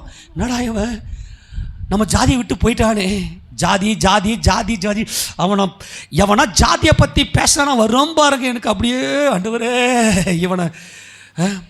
நான் சொல்கிறேன் நல்லா கவனி, இன்னைக்கு நைஜீரியாவில் மற்ற ஆப்பிரிக்கா கண்டங்களெல்லாம் போயிட்டு இன்னைக்கு அநேக ரத்த சாட்சியாக மறிக்கிறதுக்கு காரணம் என்ன தெரியுமா, அவனுடைய வறுமை. நல்லா கவனி, என்னைக்கு ஒரு மனுஷனால ஒரு மனுஷன் அற்பமாய் பார்க்கப்படுகிறானோ அங்கே தான் கர்த்தர் அங்கே வந்து நின்றுவார். நல்லா புரிஞ்சுங்க. இந்த நைஜீரியாவில், ஆப்பிரிக்கா கண்டத்தில் அல்லது மற்ற மத்திய கிழக்கு நாடுகளில் கிறிஸ்தவ ரத்த சாட்சியாய் மறித்து கொண்டிருக்கிறார்கள். அவங்களுக்கு பாக்கியத்தை கொடுக்கும்படியே கர்த்தர் அவங்க பக்கமே நின்றாரு. நீங்கள் நல்லா கவனிங்க. சில பேர் என்கிட்ட நிறைய பேர் கேள்வி கேட்டுக்கிறாங்க, என்ன அப்போ இயேசுன்னா தெய்வம்னு சொல்கிற, அவர் தெய்வம் வந்து அவர் வெறும் வெறும் வெறும் இந்த ஜாதிகாரனை மட்டும்தான் வந்து தேடுவாரா? சர்ச்சில் பார்த்தா அந்த ஜாதியில் மட்டுமே இருக்குது. ஆமாண்டா, என்னைக்கு ஒருத்தன் தன்னை பெரிய ஜாதின்னு சொல்லிக்கிறானோ உன்னை கம்பேர் பண்ணி தான் அவன் பெரிய ஜாதின்னு சொல்லிக்கிறான் அவன். ஆமேனா? உன்னை கம்பேர் பண்ணி அவன் பெரிய ஜாதி சொல்லுங்க. என்னைக்கு அவன் பெரிய ஜாதி சொன்னா அன்னைக்கு ஏசப்பா இங்க வந்து கையை தட்டியா அவருக்கு. என்னைக்கு ஒரு ஜாதியை பத்தி பேசணும் கர்த்தர் கீழ்ச்சி எடுத்துருவாரு. ஆசீர்வாதம் அங்கதான் போகும். இன்னைக்கு ரத்த சாட்சியா மறிக்கிறலாம் பாரு பார்க்கலாம். அவனை தள்ளப்பட்டுனா இருப்பான், அங்க போய் நின்றுவாரு. அவனுக்கு தைரியத்தை கொடுத்து அவனை பரிசுத்தவானும் பாக்கியவனும் மாற்றுவது கர்த்தர் அங்க போய் நின்றுவாரு. நல்லா புரிஞ்சுக்க. ஜாதியை பற்றி யாராச்சும் பேசுனீங்கன்னா பாருங்க, தனிப்பட்ட ரீதியில் அத்தனை பேருமே பாவி. நான் பாவியா பரிசுத்தமாக பற்றி பேசலை. நான் ஜாதியை பற்றி பேசுறது என்பது அது கொடூரம். நீ பேசு, நீ ஜாதி பற்றி பேசு, நீ பேசத்தான் கிருபை பெருகும். ஆமெனா. மனுஷனால் தள்ளப்பட்ட ஆகாதென்று தள்ளப்பட்ட கல்லே மூளைக்கு தலைக்கல்லா ஏற்று. மனுஷனால் தள்ளப்பட்டனா, மனுஷன் தள்ளப்படுற நீ இந்த ஜாதியை பேசுகிறான் அப்படின்னாவே கர்த்தர் உயர்த்திடுவார். எழுதி வச்சுக்க. பலவான்களை வெட்கப்படுத்தும்படிக்கு உலகத்தில் பலவீனங்களை தெரிந்து கொண்டார். ஆமென், ஆமெனா. ஞானிகளை வெட்கப்படுத்தும்படிக்கு உலகத்தில் பைத்தியங்களை தெரிந்து கொண்டார். அவன் ஞானின்னு சொன்னான் பாருங்க, அப்பயே கர்த்தர் என் பக்கத்தில் வந்து நின்ட்டாரு. ஆமெனா. ஏன்னா நான் போகிற இடத்துலாம் ஜாதியை பற்றி ஐயோ நான் எவ்வளோ தெரியுமா போராடி இருக்கிறேன். ஒருத்தன் வந்துட்டான் சுவிசேஷம் சொல்ல போகும்போது, ஏய் நீ என்ன ஜாதி, ஏன் இதில் வந்து சுவிசேஷம் சொல்கிற, இயேசு பற்றி சொல்கிறேன், அதுவும் அங்கே இருக்கு பாரு, அங்கே போ. டே நீ யாரா? ஓகேடா நான் சொல்கிறேன், இந்த ஜாதிக்காரெல்லாம் வாய் வழியாக சாப்பிட்றான், நீ இந்த ஜாதின்னு சொல்கிறல வேற வழியாக சாப்பிட்டுக்கோ. உனக்கு ஜாதி வெறி இருந்துச்சுன்னா ஓகே வா, நான் இந்த கையில் எடுத்து இந்த வாய் வழியாக சாப்பிட்றேன். நீ ஜாதி பேசுறல, இவனை தாழ்ந்த ஜாதி சொல்கிறேன், வேற வழியாக சாப்பிட்றான் நாயே. வேணாம், சரி கவனிங்க. ஆமெனா. கர்த்தர் நல்லவர். இப்போ சாபத்தை வந்து கர்த்தர் போக்குவதற்கு அவர் சொன்ன ஒரே ஒரு காரியம், அவரை உயர்த்து. நீ சத்தமிடு, உன் வாயிலிருந்து இயேசு ராஜாவை உயர்த்துகிற அந்த சத்தத்தை உயர்த்து. அன்பானவர்களே, அன்பாய் சொல்லுகிறேன், நான் ரட்சிக்கப்பட்ட ஆரம்ப நாட்களில் என் கர்த்தருடைய அன்பை நான் புரிந்து கொள்ள என் கர்த்தர் எனக்கு உதவி செய்தார். நைட்டில் தூங்க மாட்டேன். 2 மணி இருக்கு, எத்தனை மணிக்கு எழுதுன்னு தெரியாது. திடீர்னு அப்படியே தூக்கம் வர. திடீர்னு வந்து ஏதோ ஒரு இழப்பு என் மனசுக்குள்ள இருந்துகிட்டே இருந்துச்சு. சாபம் இருந்துக்கிட்டே இருந்துச்சு என் மனசுக்குள்ளே. திடீர்னு முழிச்சுக்குவேன். எத்தனை மணிக்கு எழுதுன்னு தெரியாது. நல்லா எழுதுன்னு அப்போ தெரிஞ்ச பாட்டு வரைக்கும் நல்லா பாடி ஆண்டவரை துதிப்பேன். அந்த நேரத்தில் தான் எனக்கு பாடலாம், இந்த இருந்தவரும் பாடலாம் நான் விசுவாசியாக இருக்கும்போது எழுதின பாடல்கள். இருந்தவரும் சாங்கெல்லாம் பார்த்தோன்னா விசுவாசியாக இருக்கும்போது கர்த்தர் எனக்கு கொடுத்த பாடல். சத்தத்தை உயர்த்தி நல்லா பாடுவேன். நைட்டில் எழுந்து பாடி துதிப்பேன், அவர் நல்லா பாடி துதிப்பேன். பகலெல்லாம் பைபிள் வாசிப்பேன். வேலையும் கிடையாது. போகிற இடத்துலலாம் எனக்கு வேலை ஆண்டவர் கொடுக்க மாட்டார்.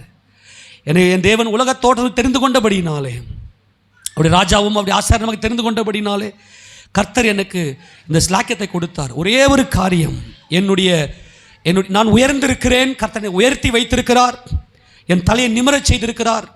அதுக்கு காரணம் என் கர்த்தரை உயர்த்துகிற துதி. எந்த இடத்துல இருந்தாலும் சத்தத்தை உயர்த்தி கம்பீரமாக பாடுவேன், நல்ல தைரியமாக பாடுவேன். அந்த பாடலை வந்து நல்லா பாடுறதுக்கு முன்னாடி வெளியே போய்ட்டு அப்போல்லாம் ஸ்டேஜில் போய் எங்கேயாச்சும் பாடகர் சொன்னாங்கன்னா அந்த பாட்டை நல்லா ப்ராக்டிஸ் பண்ணிக்குவேன், நல்லா பயிற்சி எடுத்துக்குவேன். அந்த ராகங்கள், அந்த துணி எல்லாம் அந்த ப்ரெசன்ஸ்லேயே அநேகருக்கு அது ஆசீர்வாதமாக இருக்கும்.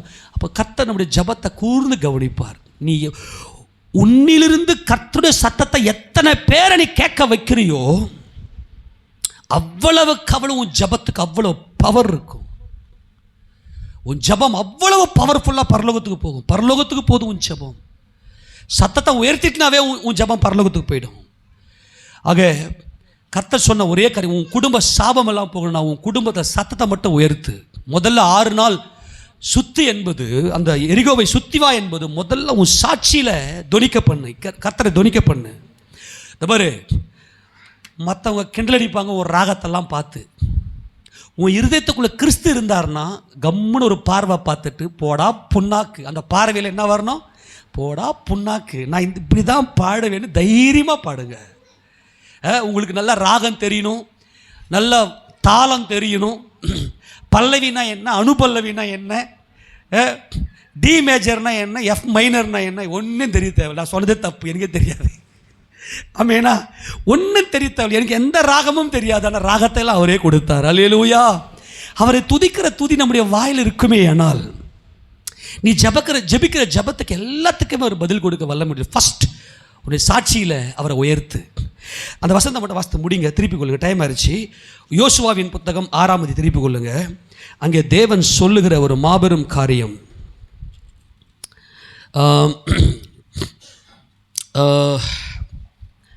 12ஆம் வசனத்தை வாசிக்க பார்க்கலாம். 6:12. யோசுவா அதிகாலமே எழுந்திருந்தார். இதாங்க அன்பு. இயேசு ராஜாவினுடைய சிலுவையின் அன்பு உன் இருதயத்துக்குள் இருக்குமே. ஆனால் எப்போ எழுந்துக்குவ? அதிகாலம் 5 மணிலிருந்து ஸ்டார்ட் பண்ண. 5 மணிக்கு எழுந்து அப்படி இம்ப்ரூவ்மெண்ட் ஆகுங்க. 4 மணி அப்படி இம்ப்ரூவ்மெண்ட் ஆகுங்க. 3 மணி அதான் அந்த அந்த அந்த அந்த அதிகாலை பொழுது, பகலில் குளிர்ச்சியான இந்த 3 மணிலேருந்து ஆரம்பிக்கும். அதில் 1, 3 இல்லை 4 இல்லை 5. நீ 6 மணிக்கு எழுந்துக்கிறனா நீ வடிகட்டின சோம்பேறி, நீ ஒன்றுத்துக்கு லாகி இல்லாத, கர்த்தரை ஒன்றுத்துக்குமே உன்னை பயன்படுத்த முடியாத குப்பை. நீ அவரை உயர்த்துகிற துதி உன் வாயில் வந்துருச்சுன்னா உன் குடும்பத்துக்கு உன்னை கர்த்தர் ஆசீர்வாதம் மாற்றி விடுவார். யோசுவா அதிகாலமே எழுந்தார், பெட்டி ஆசாரியர்கள் கர்த்தரின் பெட்டியை சுமந்து கொண்டு போனார்கள்.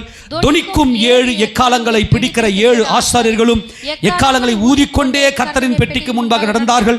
யுத்த சன்னத்தரானவர்கள் அவர்களுக்கு முன்னாலே நடந்தார்கள். பின்தண்டோவெனில் எக்காலம் ஊதப்படுகையில் கர்த்தரின் பெட்டிக்கு பின் சென்றது. 2ஆம் நாளிலும் பட்டணத்தை ஒரு தரம் சுற்றி வந்து பாளையத்துக்கு திரும்பினார்கள். இந்தபடி 6 நாளும் செய்தார்கள். ஆமென் சொல்லுங்க பார்க்கலாம். எத்தனை நாள் செய்தார்கள்? 6 நாள் செய்தார்கள். 7ஆம் நாளிலே அதிகாலமே கிழக்கு வெளுக்கும் போது எழுந்திருந்து அந்த பிரகாரமே பட்டணத்தை 7 தரம் சுற்றி வந்தார்கள். அன்றைய தினம் மாத்திரம் பட்டணத்தை 7 தரம் சுற்றி வந்தார்கள். 7ஆம் தரம் ஆசாரியர் எக்காலங்களை ஊதுகையில் யோசுவா ஜனங்களை நோக்கி ஆர்ப்பரியுங்கள். ஆமென் சொல்லுங்க பார்க்கலாம். அல்லேலூயா சொல்லுங்க பார்க்கலாம். ஆமென். என்ன பண்ணணும்? நீ ஆர்ப்பரி. ஒண்ணுமே என்ன ஆர்ப்பரிச்சிருப்பாங்க சொல்லுங்க பார்க்கலாம். என்ன அப்படின்னு இருப்பாங்களா? இல்லை என்ன சொல்லியிருப்பாங்க? ஓஹோ இருப்ப கற்பனை பண்ணுங்க. சொல்லுங்க ஆர்ப்பரின்னா என்ன? பாருங்க, நல்லா புரிஞ்சுக்கணும். 6 நாள் ஜனங்க அமைதியாக இருக்கணும். ஆமேனா? 6 நாள் ஜனங்க என்ன பண்ணணும்? அமைதியாக இருக்கணும். பெட்டியை சுமந்து கொண்டு எக்காலங்களை பிடித்து கொண்டு எக்காலங்களை ஊதிக்கொண்டு ஆசாரிகள் சுற்றி வருகிறார்கள். எக்காலம் ஊதின்னு போயிடுறாங்க, ஜனங்க பின்னாடியே போகிறாங்க. அமைதியாக இருக்கணும். ஆனால் 7ஆவது நாளில் ஆர்ப்பரியுங்கள். என்ன ஆர்ப்பரிச்சிருப்பாங்க? யெகோவான்னு இருப்பாங்க நான் நினைக்கிறேன். யெகோவா, யெகோவா எங்கள் ராஜா, இஸ்ரவேலே கேள், உன் தேவனாகிய கர்த்தர் ஒருவரே கர்த்தர் என்பதே இயேசு ராஜாவுடைய மகிமை. அவரே ராஜாதி ராஜா. யாவே நசரேயனாகிய இயேசு யூதருடைய ராஜா என்பதுதான் யெகோவா. நசரேயனாகிய இயேசு யூதருடைய ராஜா என்பதுதான் யெகோவா. மறுபடியும் சொல்லுகிறேன், பழைய ஏற்பாட்டு கால யெகோவா இயேசு தேவன். ஆமெனா? அவர்கள் யாவே தேவனை ஆராதிக்கிறார்கள். அந்த யெகோவா என்பது என்ன? நசரேயனாகிய இயேசு யூதருடைய ராஜா என்பது. கையை தட்டி மகிமை செலுத்துவோமா? இவர்கள் என்ன ஆர்ப்பரித்திருப்பார்கள்? யெகோவா, இயேசுவே, நசரேயனாகிய இயேசுவே. ஆமெனா? இயேசு ராஜா நாமத்தை உயர்த்த உயர்த்த உயர்த்த உன் சாபங்கள் எல்லாம் நிர்மூலமாகும். பட்டணத்தை கர்த்தர் உங்களுக்கு ஒப்பு கொடுத்தார். உன் வீட்டை கர்த்தர் உனக்கு ஒப்பு கொடுத்துட்டார். ஆமெனா? உங்க அப்பா உன் தாத்தா எல்லாருடைய சாபத்தையும் கர்த்தர் முறியடிக்கிறார். நீ அவருடைய சத்தமாயிரு, நீ அவருடைய சத்தமாயிரு. ஆனாலும் இந்த பட்டணமும் இதில் உள்ள யாவும் கர்த்தருக்கு சாபம். அப்புறம் சாபத்தீடா இருக்கும். நாம் அனுப்பின ஆட்களை ராகாப் என்னும் வேசி மறைத்து வைத்தபடியால் அவளும் அவளோடு வீட்டுக்குள் இருக்கிற அனைவரும் மாத்திரம் உயிரோடு இருக்க கடவர்கள் என்று சொல்லி கர்த்தர் பெரிய ஒரு காரியத்தை செய்தார். நான் வேகமாக வாசித்து முடிக்கிறேன். சாபத்தீடானதில் ஏதாகிலும் எடுத்துக்கொள்ளுகிறதுனாலே நீங்கள் சாபத்தீடாகாதபடிக்கும் இஸ்ரவேல் பாளையத்தை சாபத்தீடாக்கி அதை கலங்க பண்ணாதபடிக்கும் நீங்கள் சாபத்தீடானதுக்கு மாத்திரம் வச்சு சாபம் சாபம் சாபம் சாபம் சொல்லினே வராரா? சரி, இப்போ சொல்லி நான் முடிச்சிடுறேன். உங்கள் வீட்டில் சாபம் இருக்குதா இல்லையா?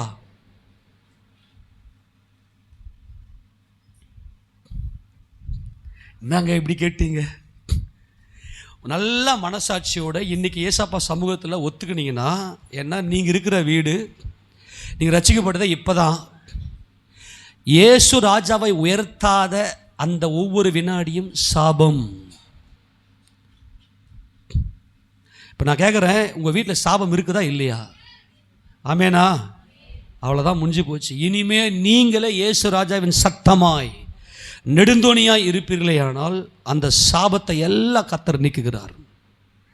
நல்ல நெடுந்தோணி, அந்த சத்தமே, அந்த கான்செப்டே என்னன்னா சவுண்டு, நல்ல லவுடா, நல்ல சவுண்ட் டாக்டரினா நீங்கள் மாறுங்க.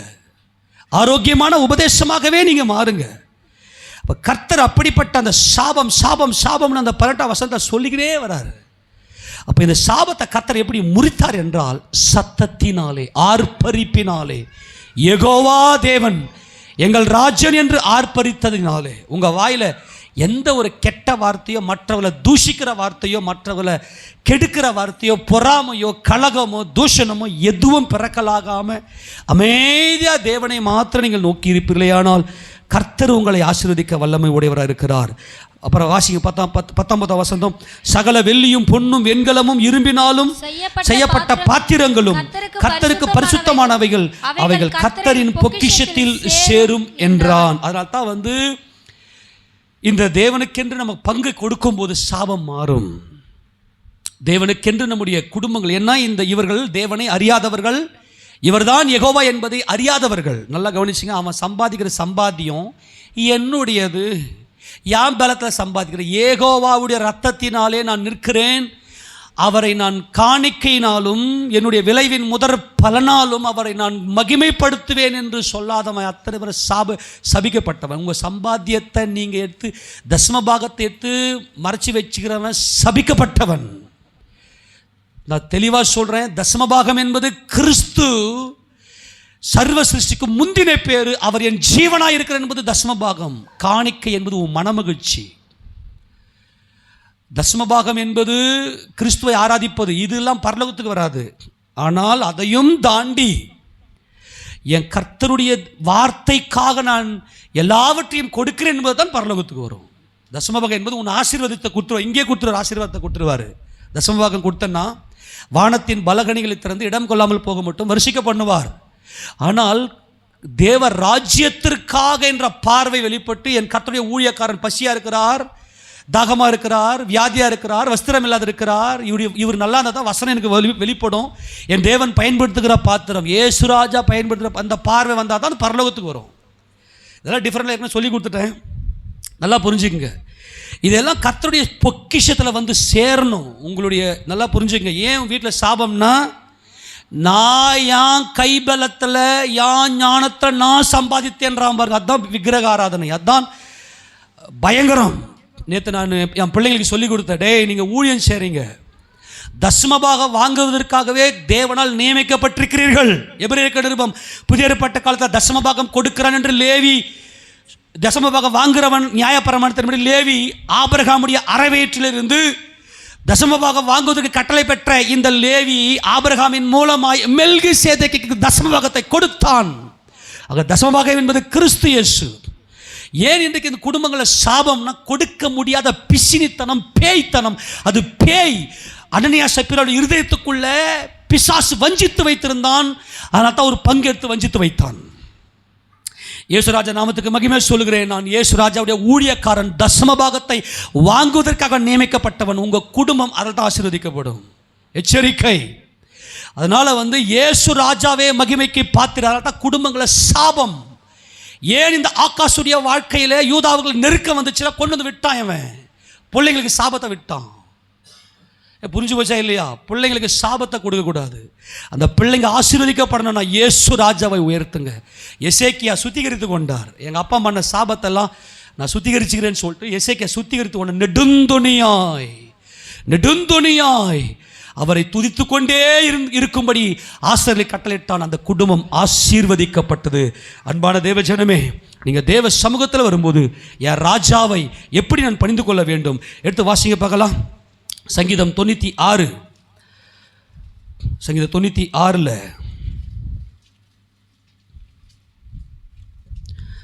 சங்கீதம் 96 7 வாசிங்க பார்க்கலாம். ஜனங்களின் வம்சங்களே சந்ததிகளே, கர்த்தருக்கு மகிமையும் வல்லமையும் செலுத்துங்கள், கர்த்தருக்கே அதை செலுத்துங்கள். என்ன அவர் யார்? அவர் ராஜாதி ராஜா. கர்த்தருக்கு அவருடைய நாமத்துக்கு உரிய மகிமையை செலுத்தி காணிக்கைகளை கொண்டு வந்து பிராகாரங்களில் இயேசுன்ற நாமத்துக்கான மகிமை தாங்க நீங்க செலுத்துகிற காணிக்கை. யெகோவா நீங்கள் செலுத்துகிற காணிக்கை இருக்கே, அவருடைய நாமத்துக்குரிய மகிமை. யெகோவா யோத் ஹே வாவ் ஹே யெஷுவா ஹா நஸ்ரி வா மெலெக் வா ஹா எகுதீம். நஸ்ரனாகிய இயேசு கிறிஸ்து யூதருடைய ராஜா என்கின்ற அந்த நாமத்துக்கான மகிமை தான் அந்த காணிக்கை. அப்படி நீங்கள் செலுத்தும் போது பரிசுத்த அலங்காரத்துடனே கர்த்தரை தொழுது கொள்ளுங்கள், பூலோகத்தார் நீங்கள் யாவரும் அவருக்கு முன்பாக நடுங்குங்கள்.